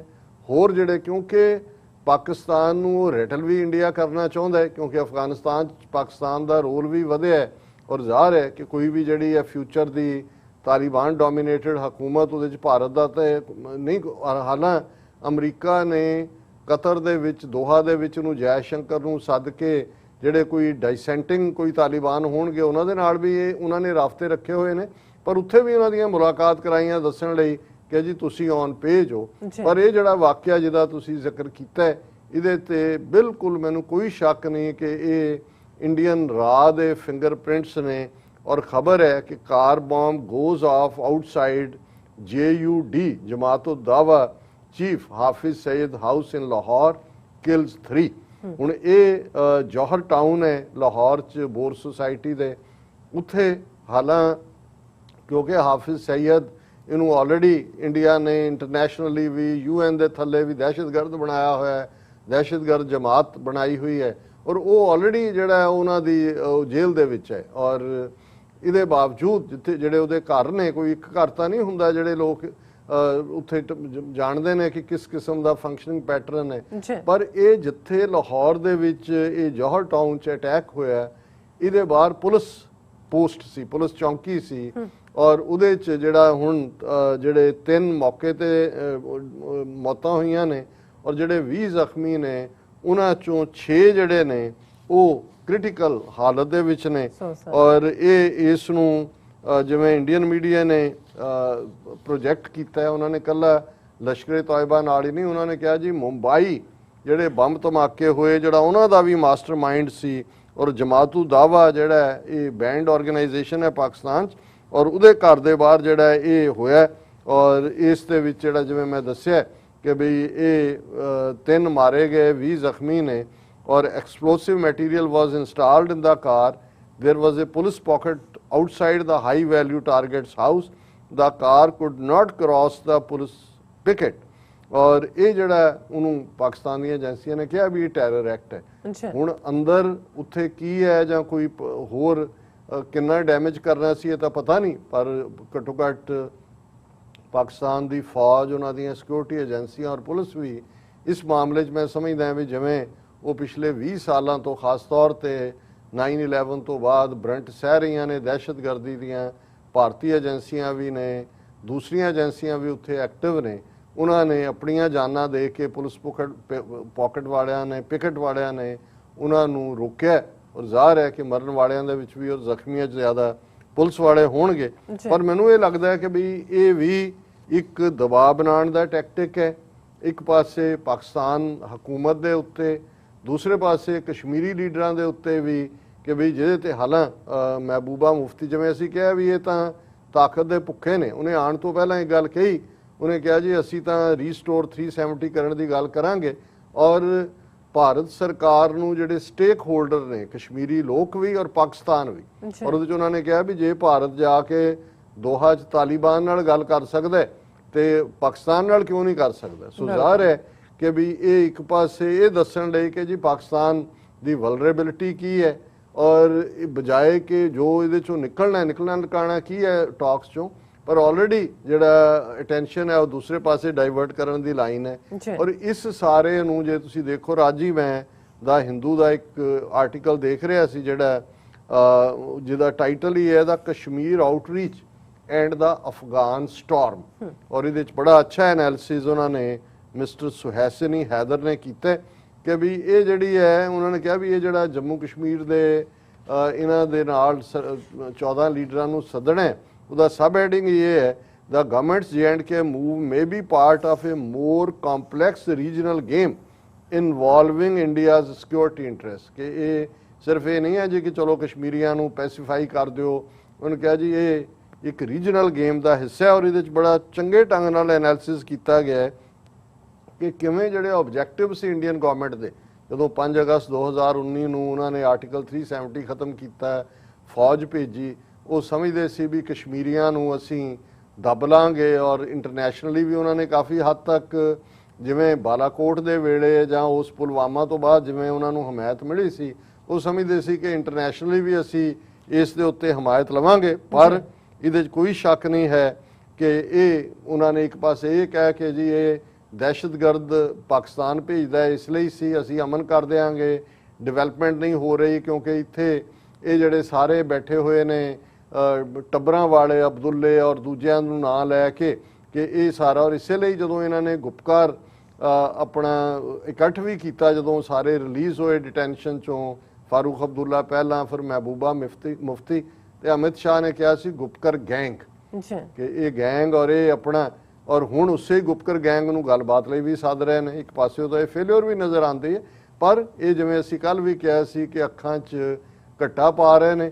ਦੂਸਰਾ ਜਿਹੜੀ ਵੱਡੀ ਫੇਲਿਅਰ ਹੈ ਕਿ ਬਈ ਇਸ ਸਾਰੇ ਦੇ ਨਾਲ ਜਦੋਂ ਅਮਿਤ ਸ਼ਾਹ ਨੇ ਛਾਤੀ ਤੇ ਹੱਥ ਮਾਰ ਕੇ ਕਿਹਾ ਸੀ ਕਿ ਅਸੀਂ ਅਕਸਾਈ ਚਿੰਨ੍ਹ ਵੀ ਲਵਾਂਗੇ ਚੀਨ ਤੋਂ ਜਿਹੜਾ ਬਾਹਰ 'ਚ ਉਹਨਾਂ ਨੇ ਲਿਆ, ਆਜ਼ਾਦ ਕਸ਼ਮੀਰ ਵੀ ਲਵਾਂਗੇ, ਉਹਨਾਂ ਨੇ ਕਿਹਾ ਜੀ ਉਹਦਾ ਨਤੀਜਾ ਦੇਖੋ ਵੀ ਫਰਵਰੀ 2020 ਤੋਂ ਬਾਅਦ ਇੱਕ ਪਾਸੇ ਤਾਂ ਤਾਲਿਬਾਨ ਦੇ ਨਾਲ ਅਮਰੀਕਾ ਟਰਮਸ ਤੈਅ ਕਰ ਲੈਂਦਾ, ਪਰ ਦੂਸਰੇ ਪਾਸੇ ਜੋ ਜੂਨ ਤੱਕ ਪਹੁੰਚਦੇ ਆ ਗਲਵਾਨ ਵੈਲੀ ਵਾਪਰਦੀ ਹੈ। ਔਰ ਅੱਜ ਚੀਨ ਜਿਹੜਾ ਹੈ ਉਹ ਕਿੰਨੇ ਮੋਰਚਿਆਂ ਦੇ ਉੱਤੇ ਕਈ ਹਜ਼ਾਰ ਕਿਲੋਮੀਟਰ ਜ਼ਮੀਨ ਵੀ ਭਾਰਤ ਨੇ ਗਵਾਈ, ਔਰ ਚਾਈਨਾ ਜਿਹੜਾ ਉਹਨੇ ਆਪਣੀਆਂ ਪੋਜੀਸ਼ਨ ਪੱਕੇ ਤੌਰ ਤੇ ਕੰਸੋਲੀਡੇਟ ਕੀਤੀਆਂ ਨੇ।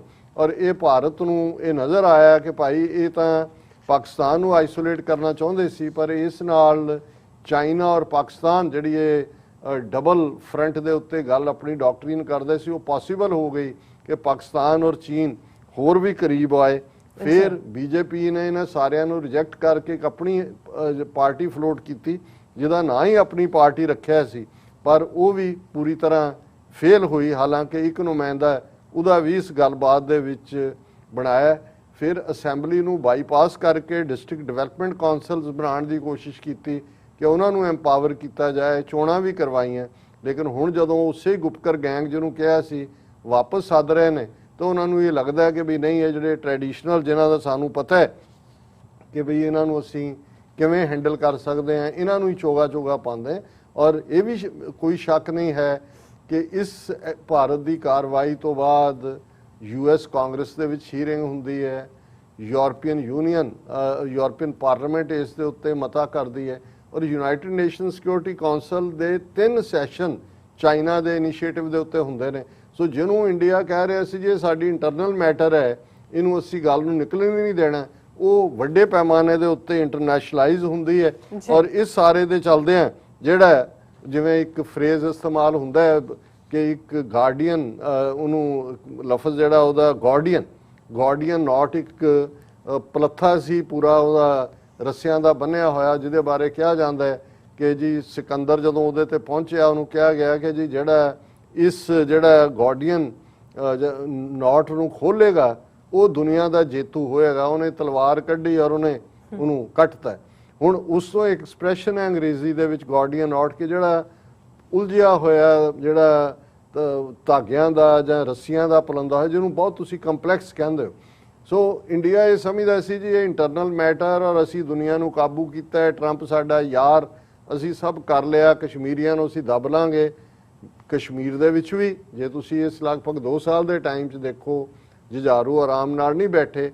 ਭਾਵੇਂ ਪਾਕਿਸਤਾਨ ਤੋਂ ਹੈਲਪ ਹੈ ਜਾਂ ਨਹੀਂ ਹੈ, ਇਹ ਡਿਬੇਟੇਬਲ ਹੋ ਸਕਦਾ ਹੈ, ਮੈਨੂੰ ਨਹੀਂ ਲੱਗਦਾ ਹੈ, ਲੇਕਿਨ ਇਹਦੇ ਬਾਵਜੂਦ ਇੰਡੀਜਨਸ ਜਿਹੜੀ ਉਹਨਾਂ ਦੀ ਸਟਰਗਲ ਹੈ, ਆਰਮਡ ਸਟਰਗਲ ਵੀ ਉਹ ਬਰਾਬਰ ਜਾਰੀ ਹੈ। ਸੋ ਇਸ ਸਾਰੇ ਤੋਂ ਬਾਅਦ ਜੇ ਇਹ ਗੱਲਬਾਤ ਦਾ ਉਹਨਾਂ ਨੇ ਡਰਾਮਾ ਰਚਿਆ, ਸੋ ਅਸੀਂ ਸਮਝਦੇ ਹਾਂ ਵੀ ਉਹਦੇ ਨਾਲ ਜੋੜ ਕੇ ਇਹ ਜਿਹੜਾ ਲਸ਼ਕਰੇ ਤਾਇਬਾ ਦਾ ਜਿਸ ਨੂੰ ਖੁਦ ਹੀ ਇਹਨਾਂ ਨੇ ਪ੍ਰੋਪੇਗੇਟ ਕੀਤਾ, ਬੰਬੇ ਮਾਸਟਰਮਾਈਂਡ ਵੀ ਬਣਾਇਆ ਬੰਬਿੰਗ ਦਾ, ਹਾਫਿਜ਼ ਸਈਦ, ਉਹਦੇ ਘਰ ਦੇ ਬਾਹਰ ਇਹ ਧਮਾਕੇ ਕਰਕੇ ਪੁਲਿਸ ਵਾਲਿਆਂ ਨੂੰ ਮਾਰਨਾ, ਇਹ ਇਹਨਾਂ ਦੀ ਜਿਹੜੀ ਹੈ ਰਾਹ ਦਾ ਹੀ ਕਰਤੂਤ ਲੱਗਦੀ ਹੈ। ਇਹਦੇ ਬਾਰੇ ਕੋਈ ਸ਼ੱਕ ਸ਼ੁਬਾ ਨਹੀਂ ਹੋਣਾ ਜੀ। ਡਾਕਟਰ ਸਾਹਿਬ ਤੁਹਾਡਾ ਬਹੁਤ ਬਹੁਤ ਸ਼ੁਕਰੀਆ। ਸਾਥ ਲੈਣੇ ਬ੍ਰੇਕ ਤੋਂ ਪਹਿਲਾਂ ਅਸੀਂ ਆਪਣੇ ਦਰਸ਼ਕਾਂ ਤੇ ਸਰੋਤਿਆਂ ਨੂੰ ਅਪੀਲ ਤੇ ਬੇਨਤੀ ਕਰਦੇ ਵਿਊਅਰਸ ਆ, ਜਿਸ ਤਰ੍ਹਾਂ ਕਿ ਤੁਸੀਂ ਜਾਣਦੇ ਹੋ ਕਿ TV 84 ਹੱਕ ਸੱਚ ਇਨਸਾਫ ਦੀ ਜਿਹੜੀ ਆਵਾਜ਼ ਆ ਉਹ ਬੁਲੰਦ ਕਰ ਰਿਹਾ ਹੈ। ਇਹ ਆਵਾਜ਼ ਤੁਹਾਡੇ ਪਿਆਰ ਸਦਕਾ, ਤੁਹਾਡੇ ਵਿਸ਼ਵਾਸ ਸਦਕਾ, ਤੁਹਾਡੇ ਡੋਨੇਸ਼ਨ ਸਦਕਾ ਹੀ ਹੋ ਰਹੀ ਹੈ। ਸੋ ਅਸੀਂ ਚਾਹਾਂਗੇ ਕਿ ਤੁਸੀਂ TV 84 ਦੀ ਵੱਧ ਤੋਂ ਵੱਧ ਮਾਈਕ ਸਹਾਇਤਾ ਕਰੋ। ਤੁਸੀਂ ਆਪਣੀ ਮਾਈਕ ਸਹਾਇਤਾ ਸਾਡੀ ਵੈਬਸਾਈਟ tv84.tv ਤੇ ਜਾ ਕੇ ਪੇਪਲ ਦੀ ਵਰਤੋਂ ਕਰਕੇ 1 ਟਾਈਮ ਡੋਨੇਟ ਕਰ ਸਕਦੇ ਹੋ, ਮੰਥਲੀ ਡੋਨੇਟ ਵੀ ਕਰ ਸਕਦੇ ਹੋ। ਤੁਸੀਂ TV 84 ਦੇ ਨਾਮ ਤੇ ਚੈੱਕ ਬਣਾ ਕੇ ਸਾਨੂੰ ਮੇਲ ਵੀ ਕਰ ਸਕਦੇ ਹੋ ਸਾਡੇ ਇਸ ਪਤੇ ਤੇ 36-01 37th Avenue, Long Island City, New York 11101 USA, ਜਾਂ ਫਿਰ ਤੁਸੀਂ ਸਾਨੂੰ ਫੋਨ ਰਾਹੀਂ ਵੀ ਸੰਪਰਕ ਕਰ ਸਕਦੇ ਹੋ ਸਾਡੇ ਫੋਨ ਨੰਬਰ ਤੇ 5166191984। ਤੁਸੀਂ ਸਾਨੂੰ ਈਮੇਲ ਵੀ ਕਰ ਸਕਦੇ ਹੋ info@tv84.tv ਤੇ। ਅਸੀਂ ਤੁਹਾਡੇ ਤਹਿ ਦਿਲ ਤੋਂ ਸ਼ੁਕਰਗੁਜ਼ਾਰ ਹੋਵਾਂਗੇ। ਸੋ ਇੱਥੇ ਲੈਣੇ ਬ੍ਰੇਕ ਵਿਊਅਰਸ, ਤੁਸੀਂ ਕਿਤੇ ਨਹੀਂ ਜਾਣਾ, ਮਿਲਦੇ ਹਾਂ after this short break.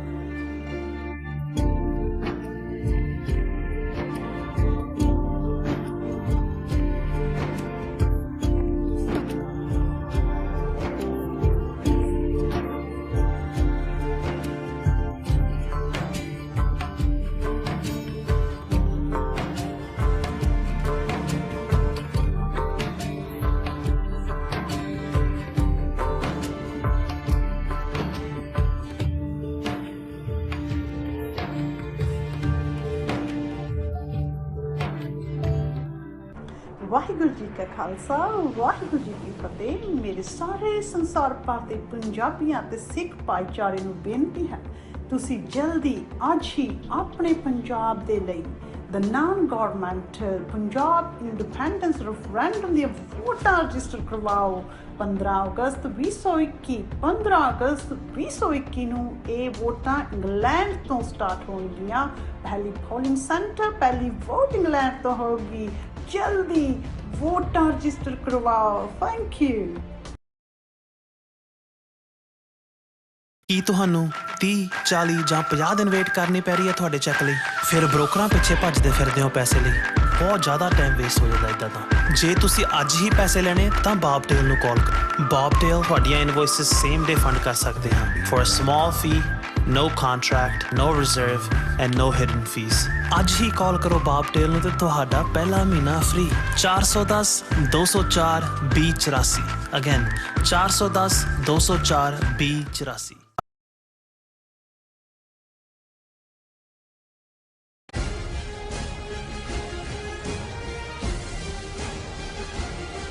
ਦਰਸ਼ਕੋ, break ਤੋਂ ਬਾਅਦ ਤੁਹਾਡਾ ਸਭ ਦਾ ਭਰਪੂਰ ਸਵਾਗਤ ਹੈ। ਵੀਅਰਸ, ਹੁਣ ਆਪਾਂ ਗੱਲਬਾਤ ਕਰਨ ਜਾ ਰਹੇ ਹਾਂ ਕਿ ਪੰਜਾਬ ਵਿੱਚ ਭਾਰਤੀ ਏਜੰਸੀਆਂ ਵੱਲੋਂ ਅੱਜ ਕੱਲ ਲੀਡਰਾਂ ਦੀ ਖਰੀਦੋ ਫਰੋਖਤ ਅਤੇ ਹੋਰ ਵੀ ਉਥਲ-ਪੁਥਲ ਦੀ ਜਿਹੜੀ ਕਾਰਵਾਈ ਹੈ ਉਹ ਹੋ ਰਹੀ ਹੈ। ਇਸ ਦਾ ਮਕਸਦ 2022 ਦੀਆਂ ਚੋਣਾਂ ਵਿੱਚ ਆਪਣੇ ਜਮਹੂਰੀਆਂ ਨੂੰ ਤਾਕਤ ਦੇਣੀ ਹੈ। ਸੋ ਇਸ ਹਮਾਮ ਦੇ ਵਿੱਚ ਕਾਂਗਰਸ, ਬਾਦਲ ਦਲ, ਆਮ ਆਦਮੀ ਪਾਰਟੀ ਸਮੇਤ ਸਾਰੀਆਂ ਧਿਰਾਂ ਹੀ ਵਿਕਾਊ ਮਾਲ ਬਣੀਆਂ ਹੋਈਆਂ ਨੇ। ਸੋ ਇਸ ਬਾਰੇ ਆਪਾਂ ਵਿਚਾਰ ਚਰਚਾ ਕਰਨ ਜਾ ਰਹੇ ਹਾਂ। ਸੋ ਅਸੀਂ ਚਾਹਾਂਗੇ ਕਿ ਤੁਸੀਂ ਨਾਲ ਇਸੇ ਤਰ੍ਹਾਂ ਬਣੇ ਰਹਿਣਾ। ਦੇਖਣ, ਸੁਣਨ, ਲਿਖਣ ਲਈ ਤੁਹਾਡਾ ਸਭ ਦਾ ਬਹੁਤ ਬਹੁਤ ਸ਼ੁਕਰੀਆ ਜੀ। ਰਾਜਵਾ, ਕੀ ਕਹਿਣਾ ਚਾਹੋਗੇ ਇਸ ਮੁੱਦੇ ਬਾਰੇ? ਦੇਖੋ, TV 84 ਦਾ ਮੁੱਖ ਮਕਸਦ ਖਾਲਿਸਤਾਨ ਦੀ ਸਟਰਗਲ ਨੂੰ ਮੰਤਕੀ ਅੰਜਾਮ ਤੱਕ ਪਹੁੰਚਾਉਣਾ ਹੈ। ਭਾਰਤੀ ਹਕੂਮਤ ਦੀਆਂ ਨੀਤੀਆਂ ਉਹਨਾਂ ਵੱਲੋਂ ਬਹੁਤ ਸਮੇਂ ਤੋਂ, ਜੇ 5 ਸਦੀਆਂ ਦੇ ਵੈਰ ਦੀ ਅਸੀਂ ਗੱਲ ਕਰੀਏ ਤੇ ਫਿਰ 74-75 ਸਾਲ ਦੀ ਜਦੋਂ ਤੋਂ ਇਹਨਾਂ ਦੇ ਹੱਥ ਪੋਲੀਟੀਕਲ ਪਾਵਰ ਆਈ, ਕਿਵੇਂ ਐਂਟਾਈ ਸਿੱਖ ਨੀਤੀਆਂ ਉਹਨਾਂ ਨੇ ਜਿਹੜੀਆਂ ਨੇ ਕੋਵਰਟਲੀ ਲਾਗੂ ਕੀਤੀਆਂ, ਉਹਨਾਂ ਨੂੰ ਐਕਸਪੋਜ਼ ਕਰਨਾ। ਔਰ ਜ਼ਾਹਰ ਹੈ ਕਿ ਭਵਿੱਖ ਦੇ ਵਿੱਚ ਅਸੀਂ ਦਰਿਆਏ ਜਮਨਾ ਤੋਂ ਵਾਘਾ ਤੱਕ ਕਿਵੇਂ ਇੰਡੀਪੈਂਡੈਂਟ ਸੋਵਰਨ ਨੇਸ਼ਨ ਖਾਲਿਸਤਾਨ ਜਿਹੜਾ ਐਗਜ਼ਿਸਟ ਕਰਦਾ ਹੈ ਉਹਨੂੰ ਲਿਬਰੇਟ ਕਰਵਾਉਣਾ ਹੈ। ਇਸ ਬਾਰੇ ਕਾਨੂੰਨ ਦੇ ਦਾਇਰੇ 'ਚ ਰਹਿੰਦੇ ਆ, ਇੰਟਰਨੈਸ਼ਨਲ ਕੋਵੈਨੈਂਟਸ ਦਾ ਧਿਆਨ ਰੱਖਦੇ ਹਾਂ, ਅਸੀਂ ਇਸ ਦੇ ਉੱਤੇ ਵਿਚਾਰ ਚਰਚਾ ਕਰਦੇ ਹਾਂ। ਔਰ ਜ਼ਾਹਰ ਹੈ ਉਹਦੇ 'ਚ ਗਵਾਂਢ ਵੀ ਇੰਪੋਰਟੈਂਟ ਹੈ, ਖਿੱਤੇ ਦੀਆਂ ਡਿਵੈਲਪਮੈਂਟਸ ਵੀ, ਔਰ ਖਾਸ ਤੌਰ 'ਤੇ ਜਦੋਂ ਕਿ ਸਾਡਾ ਸਾਊਥ ਏਸ਼ੀਆ ਦਾ ਖਿੱਤਾ ਇਸ ਵੇਲੇ ਜਿਹੜਾ ਉਹ ਬਿਲਕੁਲ ਫੋਕਸ ਹੈ ਇੰਟਰਨੈਸ਼ਨਲ ਪਾਵਰਸ ਦਾ ਵੀ। ਫਿਰ ਵੀ ਜਦੋਂ ਪੰਜਾਬ ਵੱਲ ਨਜ਼ਰ ਮਾਰੀ ਦਾ, ਬੇਸ਼ੱਕ ਕਿਸਾਨ ਲਹਿਰ ਨੇ ਬਹੁਤ ਸਾਰਿਆਂ ਨੂੰ ਇੱਕ ਹੋਪ ਦਿੱਤੀ। ਹਾਲਾਂਕਿ ਮੈਨੂੰ ਪਹਿਲੇ ਦਿਨ ਤੋਂ ਹੀ ਕੋਈ ਭੁਲੇਖਾ ਨਹੀਂ ਸੀ ਕਿ ਅਲਟੀਮੇਟਲੀ ਕੌਮ ਦੇ ਵਿੱਚ ਜਿੰਨਾ ਮਰਜ਼ੀ ਕੁਰਬਾਨੀ ਦਾ ਜਜ਼ਬਾ ਹੋਏ, ਪਰ ਜੇ ਉਸ ਨੂੰ ਠੀਕ ਕਿਆਦਤ ਨਾ ਮਿਲੇ, ਠੀਕ ਅਗਵਾਈ ਨਾ ਮਿਲੇ, ਤੇ ਫਿਰ ਜਿਵੇਂ ਉਹ ਅੰਗਰੇਜ਼ੀ 'ਚ ਕਹਿੰਦੇ ਨੇ ਕਿ ਵੀ road to hell is paved with the people with best intentions or good intentions, ਕਿ ਜਿਹੜੀ ਨਰਕਾਂ ਨੂੰ ਸੜਕ ਜਾਂਦੀ ਹੈ ਉਸ ਦੀ ਜਿਹੜੀ ਆ ਉਸ ਦੇ ਉੱਤੇ ਉਹਨਾਂ ਦੇ ਹੀ ਜਿਹੜੇ ਨੇ ਉਹ ਨਹੀਂ ਪਏ ਹੋਏ ਜਿਨ੍ਹਾਂ ਦੀਆਂ ਇੰਟੈਂਸ਼ਨਸ ਚੰਗੀਆਂ ਸੀ। ਸੋ ਇਹਦਾ ਮਤਲਬ ਇਹ ਹੈ ਕਿ ਸਿਰਫ ਠੀਕ ਇੰਟੈਂਸ਼ਨਸ ਦੇ ਨਾਲ ਕੋਈ ਚੀਜ਼ ਜਾਂ ਕੁਰਬਾਨੀਆਂ ਦੇ ਨਾਲ ਕੋਈ ਚੀਜ਼ ਹਾਸਲ ਨਹੀਂ ਹੁੰਦੀ। ਜੇ ਤੁਸੀਂ ਉਹਨਾਂ ਕੁਰਬਾਨੀਆਂ ਨੂੰ ਉਹਦਾ ਮੁੱਲ ਵਟਣਾ ਸੀ ਨਾ ਵੀ ਕਹੀਏ ਕਿ ਉਹਨਾਂ ਨੂੰ ਠੀਕ ਡਾਇਰੈਕਸ਼ਨ ਮਿਲੇ, ਔਰ ਉਹ ਹਮੇਸ਼ਾ ਆਗੂ ਔਰ ਲੀਡਰ ਦਿੰਦਾ। ਔਰ ਕਿਸਾਨ ਲੀਡਰਾਂ ਦੇ ਮਾਮਲੇ 'ਚ ਵੀ ਜ਼ਾਹਰ ਸੀ ਕਿ ਖੱਬੇ ਪੱਖੀ ਵਿਚਾਰਧਾਰਾ ਵਾਲੇ ਜਿਹੜੇ ਸਿੱਖ ਸੈਂਟੀਮੈਂਟ ਦਾ ਇਸਤੇਮਾਲ ਤਾਂ ਕਰ ਰਹੇ ਸੀ, ਲੇਕਿਨ ਜਦੋਂ ਵੇੜਾ ਆਇਆ 26 ਜਨਵਰੀ, ਜਦੋਂ ਕਿ ਸਿੱਖ ਸਟਰੈਂਥ ਪੂਰੀ ਜ਼ੋਰ ਦੇ ਨਾਲ ਸਾਹਮਣੇ ਆਈ, ਹਕੂਮਤ ਕੰਬ ਰਹੀ ਸੀ। 26 ਨਵੰਬਰ ਤੋਂ 26 ਜਨਵਰੀ ਤੱਕ 11 ਮੀਟਿੰਗਾਂ ਜਿਹੜੀਆਂ ਉਹਨਾਂ ਨੇ ਕੀਤੀਆਂ। ਔਰ ਜੇ ਹੁਣ ਆਪਣਿਆਂ ਨਹੀਂ, ਜਿਸ ਨੂੰ ਕਹਿੰਦੇ ਨੇ ਕਿ ਇਸ ਘਰ ਕੋ ਆਗ ਲੱਗ ਗਈ ਘਰ ਕੇ ਚਿਰਾਗ ਸੇ, ਜੇ ਆਪਣਿਆਂ ਹੀ ਤੁਸੀਂ ਤਾਕਤ ਨੂੰ ਹੀ ਜਿਹੜਾ ਕਮਜ਼ੋਰੀ 'ਚ ਬਦਲ ਦਿੱਤਾ, ਡਿਸਆਨ ਕੀਤਾ, ਉਸ ਤੋਂ ਬਾਅਦ ਤਰਲੇ ਲੈ ਰਹੇ ਨੇ। ਹੁਣ ਹੋ ਕੀ ਰਿਹਾ ਹੈ, ਕੋਈ ਰਾਣਾ ਰੈਸਟੋਰੈਂਟ ਜਿੱਥੋਂ ਫੂਡ ਆਂਦਾ ਸੀ ਉਹਦੇ 2 ਸੀ, ਇੱਕ ਉਹਨੇ ਫਰੀ ਇੱਧਰ ਲਾਇਆ ਸੀ, ਦੂਜੇ ਦੀ ਉਹਨੂੰ ਉਹਨਾਂ ਨੇ ਬਲੌਕ ਕਰਤਾ, ਹੋਰ ਇਸ਼ੂ ਖੜੇ ਕਰ ਰਹੇ ਨੇ। ਪਰ ਨਾਲ ਦੀ ਨਾਲ ਜੇ ਤੁਸੀਂ ਪੰਜਾਬ ਦੇ ਵਿੱਚ ਦੇਖੋ 2022 ਦੀਆਂ ਚੋਣਾਂ ਨੂੰ ਲੈ ਕੇ ਕਿਹੜੇ ਜਮਹੂਰੇ ਨੂੰ ਅੱਗੇ ਕਰਨਾ, ਹੁਣ ਬਹੁਤ ਸਾਰੇ ਤਾਂ ਸੋਸ਼ਲ ਮੀਡੀਆ ਤਾਂ ਉਹਦੇ 'ਚ ਉਲਝ ਜਾਂਦੇ ਨੇ। ਸਿੱਧੂ ਨੇ ਕੀ ਕਿਹਾ, ਕੈਪਟਨ ਅਮਰਿੰਦਰ ਨੇ ਕੀ ਕਿਹਾ, ਕੇਜਰੀਵਾਲ ਨੇ ਕਹਿ ਦਿੱਤਾ ਮੈਂ ਇੱਕ ਸਿੱਖ ਚਿਹਰਾ ਚੀਫ ਮਿਨਿਸਟਰ ਦੇ ਤੌਰ ਤੇ ਲਿਆਵਾਂਗਾ, ਵੱਡੇ ਬਾਦਲ ਨੂੰ ਉਹਦੀ ਕੋਠੀ 'ਚ ਜਾ ਕੇ ਜਿਹੜਾ ਉਹ ਸਿੱਟ ਵਾਲਿਆਂ ਨੇ ਗੱਲਬਾਤ ਕਰ ਲਈ, ਸੁਖਬੀਰ ਬਾਦਲ ਨੂੰ ਵੀ। ਇਹ ਸਾਰਾ ਇਹ ਉਵੇਂ ਹੀ ਹੈ ਜਿਵੇਂ ਜਦੋਂ ਅਸੀਂ ਨੀਰੋ ਦੀ ਗੱਲ ਕਰਦੇ ਹਾਂ, ਬਾਦਸ਼ਾਹ ਦੀ, ਕਿ ਵੀ ਉਹ ਫਿਡਲ ਪਲੇ ਕਰ ਰਿਹਾ ਸੀ ਜਦੋਂ ਰੋਮ ਸੜ ਰਿਹਾ ਸੀ। ਪਰ ਬਹੁਤ ਸਾਰੇ ਭੁੱਲ ਜਾਂਦੇ ਨੇ ਕਿ ਉਸ ਦੌਰ ਦੀਆਂ ਵੀ ਜਿਹੜੀਆਂ ਪ੍ਰੋਬਲਮ ਸੀ, ਲੋਕਾਂ ਨੂੰ ਉਲਝਾਈ ਰੱਖਣ ਦੇ ਲਈ ਸਰਕਸ ਕਰਵਾਉਣਾ ਜਿਹੜਾ ਇਹ ਨੀਰੋ ਨੇ ਹੀ ਲੱਭਿਆ। ਉਹਨਾਂ ਨੇ ਕਿਹਾ ਜੀ ਇਹ ਜਦੋਂ ਲੋਕ ਜਾ ਕੋਈ ਬਾਂਦਰ ਦਾ ਨਾਚ ਦੇਖੇਗਾ, ਕੋਈ ਰਿਛ ਦਾ ਦੇਖੇਗਾ, ਤੇ ਜੋ ਪ੍ਰੋਬਲਮਸ ਨੇ ਉਹਨਾਂ ਨੂੰ ਉਹ ਭੁੱਲ ਜਾਣਗੀਆਂ।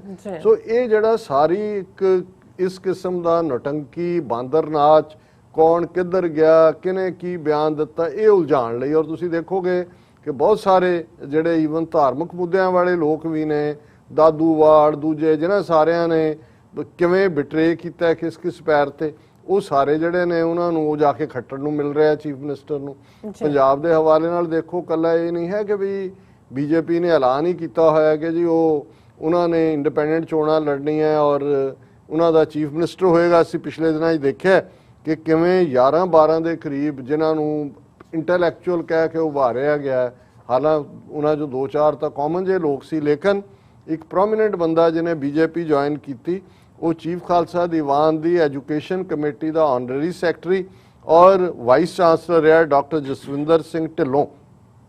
ਇਹ ਬੀਜੇਪੀ ਦੇ ਵਿੱਚ ਗਿਆ, ਹਾਲਾਂਕਿ ਉਹਨੂੰ ਅਹੁਦੇ ਤੋਂ ਕੱਢ ਦਿੱਤਾ ਆਨਰਰੀ ਸੈਕਟਰੀ ਦੇ ਚੀਫ ਖਾਲਸਾ ਦੀਵਾਨ। ਪਰ ਇਹਦੇ ਤੋਂ ਤੁਸੀਂ ਅੰਦਾਜ਼ਾ ਲਾਓ ਕਿ ਇਹ ਬੰਦਾ ਇਹ ਨਹੀਂ ਵੀ ਹੁਣ ਉਹਨੂੰ ਨਜ਼ਰ ਆਇਆ, ਹੁਣ ਤਾਂ ਬੀਜੇਪੀ ਲੂਜ਼ਿੰਗ ਹੈ ਪੰਜਾਬ 'ਚ।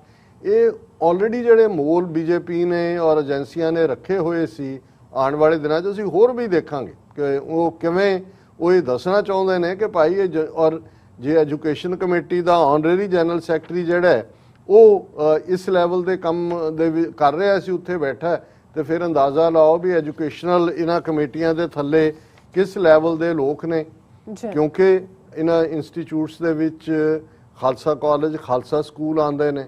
ਆਲਰੇਡੀ ਇੱਕ ਛੀਨਾ ਕੇ ਕੌਣ ਆਲਰੇਡੀ ਬੀਜੇਪੀ ਦਾ ਬੰਦਾ ਹਾਇਰ ਲੈਵਲ ਤੇ ਹੈ, ਪਰ ਮੈਨੂੰ ਹੈਰਾਨੀ ਹੋਈ ਵੀ ਇਸ ਲੈਵਲ ਦੇ ਬੰਦੇ ਵੀ ਵਿੱਚ ਹੁਣ ਉਹ ਕੁਝ ਮੋਲਸ ਨੂੰ ਸਾਹਮਣੇ ਪ੍ਰਗਟ ਕਰ ਰਹੇ ਨੇ, ਕੁਝ ਨੂੰ ਹੁਣ ਅਸੀਂ ਇਸੇ ਤਰ੍ਹਾਂ ਆਈਜੀ ਜਿਹੜਾ ਉਹਨੂੰ ਕੀ ਨਾਂ ਉਹਦਾ, ਕੁੰਵਰ ਪ੍ਰਤਾਪ ਸਿੰਘ ਉਹਦਾ ਨਾਂ ਸੀ, ਉਹਨੂੰ ਜਿਹੜਾ ਕੇਜਰੀਵਾਲ ਅੰਮ੍ਰਿਤਸਰ ਆਇਆ ਔਰ ਉਹ ਹੁਣ ਇਹ ਆਈਜੀ ਇਨ ਦਾ ਲਾਈਮਲਾਈਟ ਗਿਆ। ਦੇਖੋ ਜੀ ਉਹਨੇ ਰਿਪੋਰਟ ਦਿੱਤੀ, ਬਾਦਲਾਂ ਨੂੰ ਦੋਸ਼ੀ ਠਹਿਰਾਇਆ, ਸੁਮੇਧ ਸੈਣੀ ਨੂੰ ਹਾਈ ਕੋਰਟ ਨੇ ਰਿਪੋਰਟ ਥਰੋ ਕਰਤੀ ਕਿ ਜੀ ਪ੍ਰੋਪਰ ਪ੍ਰੋਸੀਜਰ ਨਹੀਂ ਫੋਲੋ ਕੀਤਾ ਗਿਆ, ਕਿਉਂਕਿ FIR ਜਿਹੜੀ ਪਹਿਲਾਂ ਲਿਖੀ ਸੀ ਉਹਦੇ ਤੇ ਬੇਸ ਸੈਟ ਬਣੀ ਹੋਈ ਸੀ। ਹੁਣ ਇਹ ਕੁੰਵਰ ਵਿਜੇ ਪ੍ਰਤਾਪ ਸਿੰਘ, ਜਿਸ ਨੂੰ ਸਿੱਖਾਂ ਨੇ ਵੀ ਸਿਰ ਤੇ ਚੁੱਕਿਆ, ਅੰਮ੍ਰਿਤਸਰ ਸੱਦ ਕੇ ਦਾਦੂਵਾਲ ਦੂਜੇ ਤੀਜੇ ਸਰੋਪਾਓ ਦੇ ਰਹੇ ਨੇ। ਅਸੀਂ ਵੀ ਐਪਰੀਸ਼ੀਏਟ ਕੀਤਾ ਕਿ ਭਾਈ ਚਲੋ ਸ਼ਾਇਦ ਉਹਦੀ ਇਮਾਨਦਾਰੀ ਹੋਏ ਕਿ ਵੀ ਉਹ ਕਨਕਲੂਜਨ ਤੇ ਪਹੁੰਚਿਆ, ਪਰ ਖੇਡ ਜਦੋਂ ਅਨਰੈਵਲ ਹੁੰਦੀ ਹੈ, ਹੁਣ ਉਹਨੇ ਆਮ ਆਦਮੀ ਪਾਰਟੀ ਜੁਆਇਨ ਕੀਤੀ, ਕੇਜਰੀਵਾਲ ਨੇ ਖੁਦ ਆ ਕੇ ਜੁਆਇਨ ਕਰਵਾਈ। ਹੁਣ ਇਹ ਕੀ ਸੱਪ ਕੱਢੇਗਾ ਜਿਹੜਾ ਕੇਜਰੀਵਾਲ ਨੇ ਕਿਹਾ ਜੀ, ਕਿਉਂਕਿ ਪੰਜਾਬ ਇੱਕੋ ਇੱਕ ਸੂਬਾ ਹੈ ਜਿੱਥੇ ਸਿੱਖ ਚੀਫ ਮਿਨਿਸਟਰ ਬਣ ਸਕਦਾ, ਇਸ ਲਈ ਸਾਡਾ ਸਿੱਖ ਚਿਹਰਾ ਹੋਏਗਾ। ਹਾਲਾਂਕਿ ਉਹ ਖੁਦ ਪਹਿਲਾਂ ਬਣਨਾ ਚਾਹੁੰਦਾ ਸੀ। ਹੁਣ ਇਸ ਸਾਰੇ ਦੇ ਚੱਲਦਿਆਂ ਸਿੱਧੂ ਔਰ ਅਮਰਿੰਦਰ ਦੀ ਇਹ ਸਾਰੀ ਕਨਫਲਿਕਟ ਨੂੰ ਲੈ ਕੇ ਜਿਵੇਂ ਕੀਤਾ ਗਿਆ ਜੀ, ਹਰੀਸ਼ ਰਾਵਤ ਕਮੇਟੀ ਬਣ ਗਈ। ਹੁਣ ਇਹ ਆਇਆ ਕਿ ਜੀ 20 ਪੁਆਇੰਟ ਦੇ ਕਰੀਬ ਲਿਖੇ ਨੇ, ਲੀਡਰ ਅਮਰਿੰਦਰ ਹੀ ਰਹੇਗਾ। ਉਹਨੂੰ ਕਿਹਾ ਜੀ ਬੇਅਦਬੀ ਦੇ ਦੋਸ਼ੀਆਂ ਨੂੰ ਕਾਨੂੰਨ ਮੁਤਾਬਕ ਸਜ਼ਾ ਦਿਓ, ਰੇਤ ਮਾਫੀਆ, ਸੈਂਡ ਮਾਫੀਆ, ਫਲਾਣਾ ਉਹਨੂੰ ਕਰਟੇਲ ਕਰੋ ਔਰ ਫਲਾਣਾ ਟਿਮ। ਸੋ ਮਤਲਬ ਇਹ ਹੈ ਵੀ ਜੇ ਤੁਸੀਂ ਇਸ ਸਾਰੇ ਨੂੰ ਦੇਖੋ ਤਾਂ ਮੈਨੂੰ ਇਹੀ ਨਜ਼ਰ ਆਉਂਦਾ ਹੈ ਕਿ ਵੀ ਇਹ ਉਸੇ ਮਦਾਰੀ ਦੀ ਕਾਰਸਤਾਨੀ ਹੈ। ਤੇ ਜੇ ਮੈਂ ਸਰਕਸ ਲਫ਼ਜ਼ ਕਹਾਂ ਤੇ ਸਰਕਸ 'ਚ ਇੱਕ ਪਾਸੇ ਇੱਕ ਨਿੱਕਾ ਜਿਹਾ ਜੋਕਰ ਹੁੰਦਾ ਹੈ, ਉਹ ਐਂਟਰਟੇਨ ਕਰ ਰਿਹਾ ਹੁੰਦਾ ਹੈ, ਇੱਕ ਪਾਸੇ ਕਿਤੇ ਰਿਛ ਦਾ ਨਾਚ ਹੋ ਰਿਹਾ ਹੁੰਦਾ ਹੈ, ਕਿਤੇ ਬਾਂਦਰ ਦਾ ਨਾਚ ਹੋ ਰਿਹਾ ਹੁੰਦਾ ਹੈ, ਤੇ ਅਖੀਰ 'ਚ ਤਾਂ ਉਹਨਾਂ ਨੇ ਸ਼ੇਰ ਜਿਹੜਾ ਉਹ ਪਿੰਜਰੇ 'ਚ ਵੀ ਦਿਖਾਣਾ ਹੁੰਦਾ ਹੈ ਔਰ ਪੰਛੀ ਔਰ ਦੂਸਰੇ ਜਿਹੜੇ ਨੇ ਉਹ। ਸੋ ਇਹ ਸਾਰੇ ਹੀ ਇੰਡੀਅਨ ਏਜੰਸੀਆਂ ਨੇ ਜਿਹੜੀ ਸਰਕਸ ਜਿਹੜਾ ਤਮਾਸ਼ਾ ਲਾਇਆ ਹੋਇਆ, ਜਿਵੇਂ ਸਾਡੇ ਜਿਹੜਾ ਉਹ ਪੰਜਾਬੀ 'ਚ ਕਹਿੰਦੇ ਨੇ, ਉਸ ਤਮਾਸ਼ੇ ਦੇ ਇਹ ਅੱਡ-ਅੱਡ ਕਲਾਕਾਰ ਨੇ। ਇਹਨਾਂ ਦਾ ਰਿੰਗ ਮਾਸਟਰ, ਇਹਨਾਂ ਦਾ ਮਾਲਕ ਭਾਰਤੀ ਏਜੰਸੀਆਂ ਨੇ। ਔਰ 2022 ਤੱਕ ਪਹੁੰਚਦੇ ਆ ਇਹਨਾਂ ਸਾਰੇ ਸਰਕਸ ਦੇ ਜਾਨਵਰਾਂ ਰਾਹੀਂ ਜਿਹੜੇ ਉਹਨਾਂ ਦੇ ਟ੍ਰੇਨਡ ਕੀਤੇ ਹੋਏ, ਉਹਨਾਂ ਦੇ ਖਰੀਦੇ ਹੋਏ ਨੇ, ਇਸ ਕਿਸਮ ਦਾ ਮਡੀਅਰ ਮਾਹੌਲ ਬਣਾ ਦਿੱਤਾ ਜਾਏਗਾ ਕਿ ਜਿਵੇਂ ਪਿਛਲੀਆਂ ਚੋਣਾਂ ਵੇਲੇ ਇੱਕ ਪਾਸੇ ਆਮ ਆਦਮੀ ਪਾਰਟੀ ਨੂੰ ਉਭਾਰ ਕੇ ਬਾਹਰਲੇ ਸਿੱਖਾਂ ਦਾ ਪੈਸਾ ਜਿਹੜਾ ਹੈ ਉਹ ਉਹਨਾਂ ਨੇ ਜ਼ਾਇਆ ਕਰਵਾਇਆ, ਉੱਥੇ ਨਾਲ ਦੀ ਨਾਲ ਬਾਦਲਾਂ ਦਾ ਔਰ ਅਮਰਿੰਦਰ ਦਾ ਸਮਝੌਤਾ ਕਰਵਾ ਕੇ 2/3 ਦੇ ਨੇੜੇ ਤੇੜੇ ਮੈਜੋਰਟੀ 'ਚ ਉਹਨੂੰ ਪਹੁੰਚਾ ਦਿੱਤਾ ਹੈ। ਆਉਣ ਵਾਲੇ ਪੀਰੀਅਡਸ ਵੀ ਇਸ ਕਿਸਮ ਦਾ ਹੀ ਸੱਪ ਨਿਕਲੇਗਾ, ਇਹ ਤੋਂ ਕੋਈ ਹੋਪਸ ਨਹੀਂ ਹੋਣੀਆਂ ਚਾਹੀਦੀਆਂ। ਔਰ ਮੈਂ ਆਪਣੇ ਉਹਨਾਂ ਵੀਰਾਂ ਭੈਣਾਂ ਨੂੰ ਕਹਿਣਾ ਚਾਹੁੰਦਾ ਜਿਹੜੇ ਕਹਿੰਦੇ ਜੀ ਤੁਸੀਂ ਪੰਜਾਬ ਦੀ ਸਿਆਸਤ ਡਿਸਕਸ ਕਰੋ, ਕਿ ਇਨ ਦਾ ਐਂਡ ਇਹ ਏਜੰਸੀਆਂ ਦੀ ਖੇਡ ਹੈ, ਉਹਨਾਂ ਦੀ ਨੌਟੰਕੀ ਹੈ। ਸਾਡੇ ਲਈ ਕੋਈ ਫੋਕਸ ਔਰ ਇੱਕੋ ਹੀ ਗੱਲ ਹੈ, ਦਰਿਆਏ ਜਮਨਾ ਤੋਂ ਵਾਘਾ ਤੱਕ ਇੰਡੀਪੈਂਡੈਂਟ ਸੋਵਰਨ ਨੇਸ਼ਨ ਖਾਲਿਸਤਾਨ ਉਹਦੀ ਲਿਬਰੇਸ਼ਨ, ਉਹਦੇ ਨਾਲ ਹੀ ਮਸਲੇ ਹੱਲ ਹੋਣੇ ਨੇ। ਤੁਸੀਂ ਇਹ ਕਹੋ ਜੀ ਪਹਿਲਾਂ ਪੰਜਾਬ 'ਚ ਚੇਂਜ ਹੋ ਜਾਏ, ਔਰ ਮੈਂ ਵਰਜੀਨੀਆ ਸੀ ਐਤਵਾਰ ਜਦੋਂ ਮੈਂ ਐਡਰੈਸ ਕਰਕੇ ਹਟਿਆ ਤੇ 2-3 ਨੌਜਵਾਨ ਵਿਚਾਰੇ ਵੈਲ ਮੀਨਿੰਗ ਉਹ ਆਏ, ਕਹਿਣ ਲੱਗੇ ਜੀ ਦਿੱਲੀ ਤਾਂ ਚਲੋ ਦੂਰ ਹੈ, ਅਜੇ ਤਾਂ ਪੰਜਾਬ 'ਚ ਅਸੀਂ ਕਿਉਂ ਨਹੀਂ ਪਹਿਲਾਂ ਤਬਦੀਲੀ ਕਰਦੇ, ਇਲੈਕਸ਼ਨਾਂ ਆ ਰਹੀਆਂ ਜੇ ਆਪਣੇ। ਮੈਂ ਕਿਹਾ ਵੀ ਬੇਟਾ ਅਜੇ ਤੁਸੀਂ ਸ਼ੁਰੂ ਕੀਤਾ ਆਪਣਾ ਸਫ਼ਰ, ਇਹ ਪੰਜਾਬ ਦੇ ਵਿੱਚ ਕੋਈ ਵੀ ਕਲਾਕਾਰ ਬਿਨਾਂ ਏਜੰਸੀਆਂ ਦੀ ਸਰਪ੍ਰਸਤੀ ਦੇ ਕੰਮ ਨਹੀਂ ਕਰਦਾ ਹੈ, ਔਰ ਇੱਥੇ ਉਹਨਾਂ ਨੇ ਉਹੀ ਚੱਲਣ ਦੇਣੇ ਨੇ। ਬਾਕੀਆਂ ਨੂੰ ਤਾਂ ਡੀਫੇਮ ਕਰਨਗੇ ਜਾਂ ਕੋਈ ਹੋਰ ਉਹਨਾਂ ਦੇ ਉੱਤੇ ਜਿਹੜਾ ਮੁਕੱਦਮਿਆਂ 'ਚ ਉਲਝਾ ਕੇ ਉਹਨਾਂ ਨੂੰ ਫਸਾਣਗੇ। ਸੋ ਕੁੱਲ ਮਿਲਾ ਕੇ ਇਸ ਗੱਲ ਦਾ ਧਿਆਨ ਰਹੇ ਕਿ ਖਾਲਿਸਤਾਨ ਹੀ ਅਲਟੀਮੇਟਲੀ ਸੋਲੂਸ਼ਨ ਹੈ। ਇਸ ਤੋਂ ਬਿਨਾਂ ਪੰਜਾਬ ਨੂੰ ਰਨ ਕਰਨ ਵਾਲਾ ਚੀਫ ਮਿਨਿਸਟਰ ਨਹੀਂ। ਉਹਦੇ ਲਈ ਲਫ਼ਜ਼ ਮੈਂ ਹਮੇਸ਼ਾ ਸੂਬੇਦਾਰ ਇਸਤੇਮਾਲ ਕਰਦਾ ਕਿ ਇਹ ਦਿੱਲੀ ਦਰਬਾਰ ਦੇ ਸੂਬੇਦਾਰ ਨੇ ਜਿਹੜੇ ਆਪਣੇ ਉਸ ਦਰਬਾਰ ਦੇ ਲਈ ਕੰਮ ਕਰਦੇ ਨੇ। ਜੀ ਡਾਕਟਰ ਸਾਹਿਬ ਤੁਹਾਡਾ ਬਹੁਤ ਬਹੁਤ ਸ਼ੁਕਰੀਆ, ਤੁਸੀਂ ਆਪਣੇ ਵਿਚਾਰ ਸਾਡੇ ਦਰਸ਼ਕਾਂ ਨਾਲ ਸਾਂਝੇ ਕੀਤੇ ਨੇ। ਸੋ ਇੱਥੇ ਲੈਣ ਬ੍ਰੇਕ। ਵਿਊਅਰਸ ਤੁਸੀਂ ਕਿਤੇ ਨਹੀਂ ਜਾਣਾ, ਮਿਲਦੇ ਆ ਛੋਟੇ ਜਿਹੇ ਵਕਫੇ ਤੋਂ ਬਾਅਦ।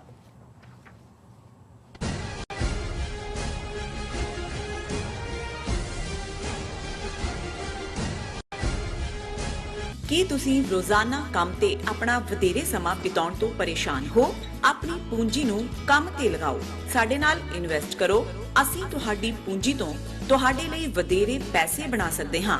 ਅਸੀਂ ਪ੍ਰਾਈਵੇਟ ਇਕੁਇਟੀ ਇਨਵੈਸਟਮੈਂਟ ਫਰਮ ਹਾਂ ਤੇ ਕਮਰਸ਼ੀਅਲ ਰੀਅਲ ਏਸਟੇਟ ਵਿੱਚ ਮਾਹਿਰ ਹਾਂ। Property management, leasing, asset management, commercial real estate investment ਵਿੱਚ ਸਾਰੀਆਂ ਸੇਵਾਵਾਂ ਲਈ ਅਮਰੀਕਾ ਭਰ ਵਿੱਚੋਂ ਤੁਸੀਂ ਸਾਡੇ ਤੱਕ ਪਹੁੰਚ ਕਰ ਸਕਦੇ ਹੋ। ਆਜ਼ਾਦ ਕਮਰਸ਼ੀਅਲ ਰੀਅਲਟੀ ਸਰਵਿਸਿਜ਼ ਤੇ Azad family trust, 701 north post oak road, suite number 204, Houston, Texas. ਤੁਸੀਂ ਸਾਨੂੰ ਸਾਡੇ ਫੋਨ ਨੰਬਰ 7136861277 ਤੇ ਵੀ ਸੰਪਰਕ ਕਰ ਸਕਦੇ ਹੋ। ਆਜ਼ਾਦ ਕਮਰਸ਼ੀਅਲ ਰੀਅਲਟੀ ਸਰਵਿਸਿਜ਼।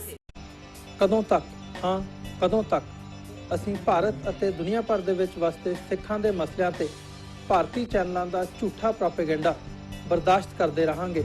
ਆਓ ਮੇਰੇ ਨਾਲ ਜੁੜੋ ਪ੍ਰੋਗਰਾਮ ਗੁਫ਼ਤਗੂ ਵਿੱਚ। ਸਿੱਖ ਨਜ਼ਰੀਏ ਤੋਂ ਰੋਜ਼ਾਨਾ ਵਾਪਰ ਰਹੀਆਂ ਘਟਨਾਵਾਂ ਦਾ ਵਿਸ਼ਲੇਸ਼ਣ ਕਰੀਏ। ਲਾਈਵ ਕਾਲਸ ਅਤੇ ਈਮੇਲਸ ਰਾਹੀਂ ਇਸ ਪ੍ਰੋਗਰਾਮ ਦਾ ਹਿੱਸਾ ਬਣੋ। ਮੰਡੇ ਟੂ ਫਰਾਈਡੇ ਰਾਤ 9:30 ਵਜੇ ਸਿਰਫ TV 84 ਤੇ। Are you tired of property violations, ECB court hearings wasting your time? AM Expediting Drafting and Design is the solution for your problems. AM Expediting Drafting and Design offers services that range from architectural drawings to expediting services to DOB, FDNY, and other agencies. Or visit their location at 116-15 Myrtle Avenue in Richmond Hill. Call AM Expediting Drafting and Design now at 718-725-0059.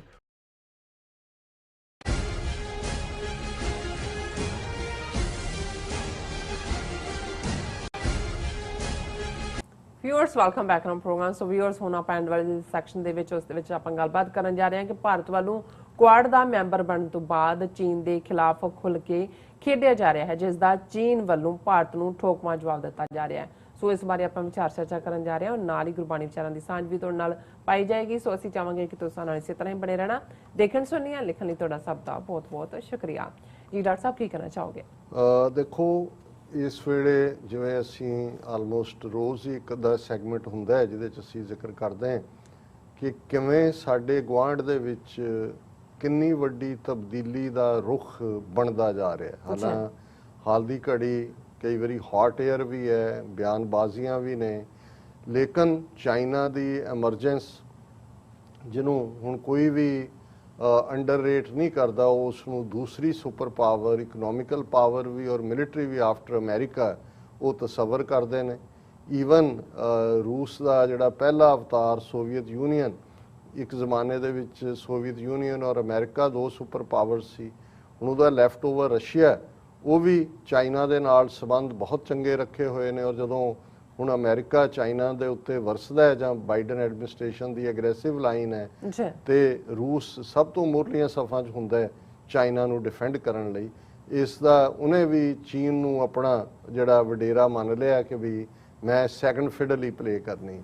ਲੇਕਿਨ ਭਾਰਤ ਜਿਹੜਾ ਆਪਣੇ ਉਸ ਸੁਭਾਅ ਦੇ ਤਹਿਤ ਕਿ ਜਿੱਥੇ ਆਪਣੀ ਔਕਾਤ ਨੂੰ ਨਹੀਂ ਸਮਝਿਆ ਜਾਂ ਔਕਾਤ ਨੂੰ ਸਮਝਦਿਆਂ ਵੀ ਜੋ ਇਹਨਾਂ ਦਾ ਬ੍ਰਾਹਮਣਵਾਦ ਦਾ ਕਨਸੈਪਟ ਹੈ, ਜਿਸ ਨੂੰ ਹਾਈਪਰ ਬੋਲ ਸਟੇਟਮੈਂਟਸ ਦੇਣੀਆਂ, ਝੂਠ ਬੋਲਣਾ, ਫਿਰ ਆਪਣੇ ਝੂਠ ਤੇ ਆਪ ਹੀ ਯਕੀਨ ਕਰਨਾ, ਉਹਦੇ ਥੱਲੇ ਮੋਦੀ ਰਜੀਮ ਨੇ ਜਿਹੜਾ ਬਾਈ ਡਿਜ਼ਾਈਨ ਔਰ ਬਾਈ ਮਿਸਟੇਕ ਜਾਂ ਬਾਈ ਈਗੋ ਔਰ ਬਾਈ ਸਟੂਪਿਡਿਟੀ ਜਿਵੇਂ ਸਾਰੇ ਆਂਡੇ ਅਮਰੀਕਾ ਦੀ ਟੋਕਰੀ 'ਚ ਪਾਏ, ਚਾਈਨਾ ਨੂੰ ਫੁੱਲੀ ਅਫੈਂਡ ਕੀਤਾ ਔਰ ਉਸ ਸਾਰੇ ਦੇ ਥੱਲੇ ਜਿਵੇਂ 5 ਅਗਸਤ 2019 ਨੂੰ ਕਸ਼ਮੀਰ ਦਾ ਸਟੇਟਸ ਤੋੜ ਕੇ ਲਦਾਖ ਨੂੰ ਯੂਨੀਅਨ ਟੈਰੀਟਰੀ ਬਣਾ ਕੇ ਸਿੱਧਾ ਆਪਣੇ ਕੰਟਰੋਲ ਥੱਲੇ ਲਿਆ, ਨਾਲ ਦੀ ਨਾਲ ਚੀਨ ਨੂੰ ਵੀ ਧਮਕਾਇਆ ਅਮਿਤ ਸ਼ਾਹ ਨੇ ਕਿ ਅਸੀਂ ਅਕਸਾਈ ਚਿੰਨ੍ਹ ਵੀ ਲਵਾਂਗੇ ਔਰ ਇਸ ਸਾਰੇ ਚੋਂ ਆਜ਼ਾਦ ਕਸ਼ਮੀਰ ਵੀ ਲਵਾਂਗੇ, ਬਾਲਿਸਤਾਨ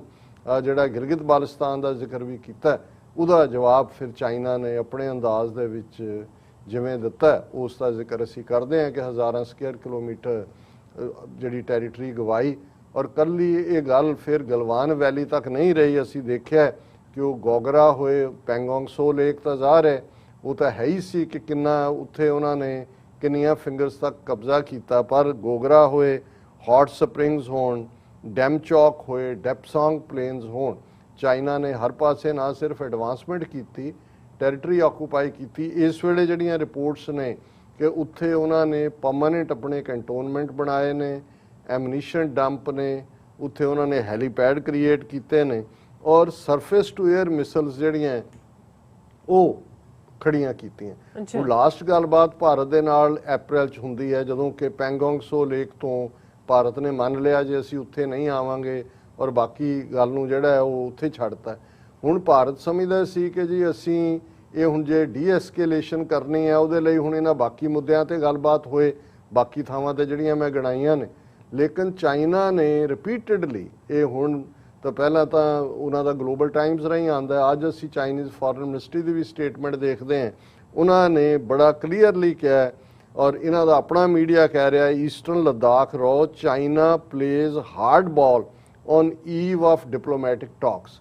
ਹੁਣ ਇੱਕ ਪਾਸੇ ਤਾਂ ਇਹ ਸੀ ਕਿ ਪਹਿਲਾਂ ਵੀ ਇਸ ਕਿਸਮ ਦੇ ਜਿਹੜੇ ਨੇ ਉਹ 11 ਦੌਰ ਚੱਲੇ ਇਹਨਾਂ ਦੇ ਕਿ ਵੀ ਹੁਣ ਨੈਕਸਟ ਦੌਰ ਹੋਣਾ, ਪਰ ਆਲਰੇਡੀ ਉਸ ਤੋਂ ਪਹਿਲਾਂ ਜਿਹੜੀ ਪੋਜੀਸ਼ਨ ਚਾਈਨਾ ਨੇ ਲਈ, ਹਾਲਾਂ ਇੰਡੀਆ ਦਾ ਜਿਹੜਾ ਫੋਰਨ ਮਿਨਿਸਟਰ ਹੈ ਜੈ ਸ਼ੰਕਰ ਇਹ ਵੀ ਓਵਰ ਐਂਬੀਸ਼ੀਅਸ, ਉਹਨੇ ਪਿਛਲੇ ਦਿਨਾਂ ਦੇ ਵਿੱਚ ਜਿਹੜਾ ਐਡਰੈਸ ਕੀਤਾ ਕਤਰ ਇਕਨੋਮਿਕ ਫੋਰਮ ਨੂੰ ਟਿਊਜ਼ਡੇ, ਜਿਹਦੇ 'ਚ ਉਹਨੂੰ ਬਾਉਂਡਰੀ ਸਿਚੁਏਸ਼ਨ ਬਾਰੇ ਪੁੱਛਿਆ ਗਿਆ ਤੇ ਉਸ ਦੇ ਉੱਤੇ ਉਹਨੇ ਨਾਲ ਦੀ ਨਾਲ ਹੀ ਇਹ ਕਿਹਾ ਕਿ ਵੀ ਇਹ ਜਿਹੜਾ ਅਸੀਂ ਜਿਹੜਾ ਅਜੇ ਉਹ ਚਾਈਨਾ ਜ਼ਿੰਮੇਵਾਰ ਹੈ ਕਿਉਂਕਿ ਚਾਈਨਾ ਨੇ ਜਿਹੜਾ ਉਹ ਕਾਮਨ ਏਜੰਡੇ ਦੇ ਉੱਤੇ ਉਹਨਾਂ ਨੇ ਜੋ ਐਗਰੀਮੈਂਟ ਕੀਤਾ ਸੀ ਉਹਦੇ ਤੇ ਉਹ ਨਹੀਂ ਖਲੋਤੇ ਔਰ ਇਸ ਦੇ ਉੱਤੇ ਜਿਹੜਾ ਜਿਉਂ ਹੀ ਉਹਨੇ ਇਹ ਕਮੈਂਟ ਕੀਤਾ ਚਾਈਨਾ ਨੇ ਫੌਰਨ ਇਸ ਦੇ ਉੱਤੇ ਰਿਪਲਾਈ ਦਿੱਤਾ ਕਿ our deployments are aimed at preventing and responding to encroachment and threat on China's territory by relevant country. Relevant ਉਹਨਾਂ ਨੇ ਇੰਡੀਆ, ਉਹਨਾਂ ਨੇ ਕਿਹਾ ਜੀ ਇਹ ਐਨਕਰੋਚਮੈਂਟ ਨੂੰ ਰੋਕਣ ਲਈ ਔਰ ਇਹ ਸਾਡੀਆਂ ਇਵੇਂ ਹੀ ਪਰਮਾਨੈਂਟ ਤੌਰ ਦੇ ਉੱਤੇ ਰਹਿਣਗੀਆਂ।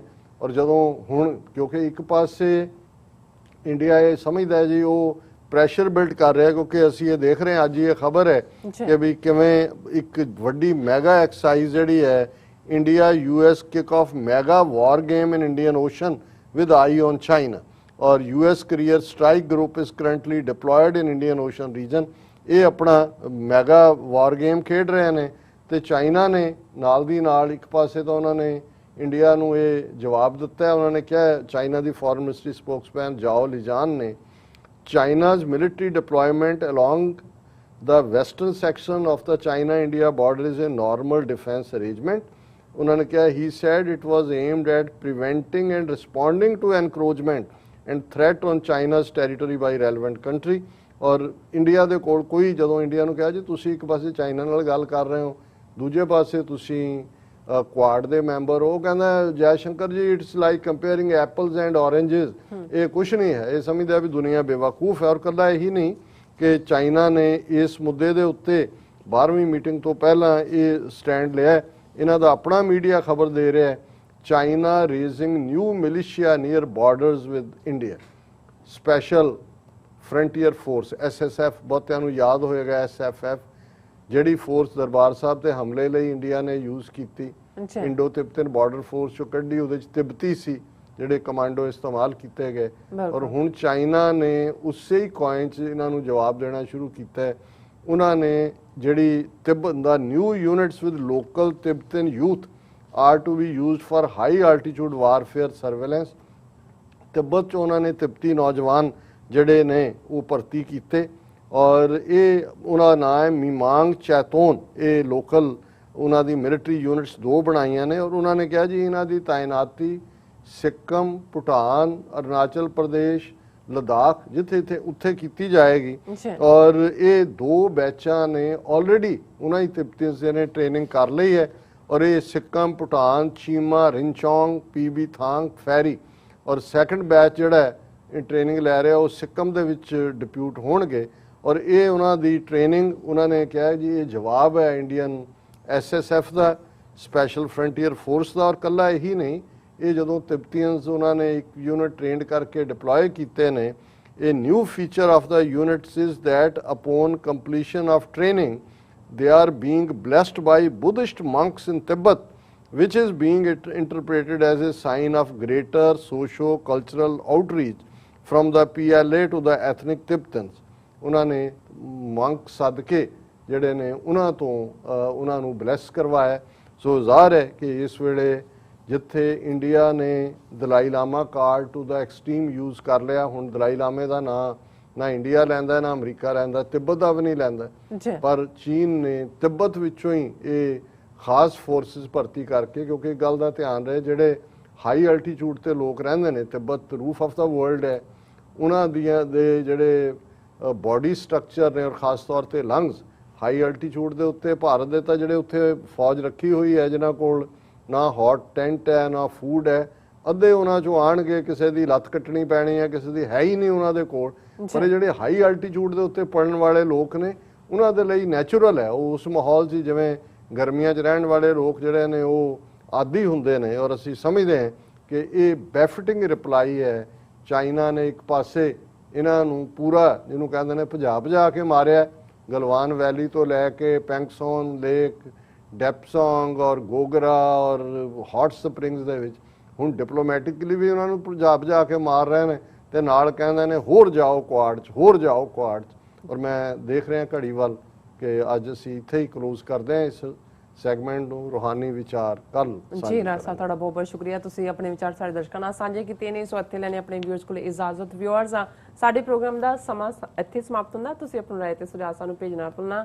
ਸਾਡੇ ਇਸ ਪਤੇ ਤੇ SOS@tv84.tv ਤੇ ਅਸੀਂ ਆਪਣਾ ਪ੍ਰੋਗਰਾਮ ਲੈ ਕੇ ਫਿਰ ਦੁਬਾਰਾ ਤੁਹਾਡੇ ਸਨਮੁਖ ਹੋਵਾਂਗੇ। ਤਦ ਤੱਕ ਲਈ ਮੈਨੂੰ ਤੇ ਆਪਣਾ ਸੁਣਾ ਗਿਆ ਦੋ ਦੇਖਦੇ ਰਹੋ TV84। ਬੁਲਾ ਦਿਓ ਫਤਿਹ। ਵਾਹਿਗੁਰੂ ਜੀ ਕਾ ਖਾਲਸਾ, ਵਾਹਿਗੁਰੂ ਜੀ ਕੀ ਫਤਿਹ। ਰੱਬ ਰਾਖਾ।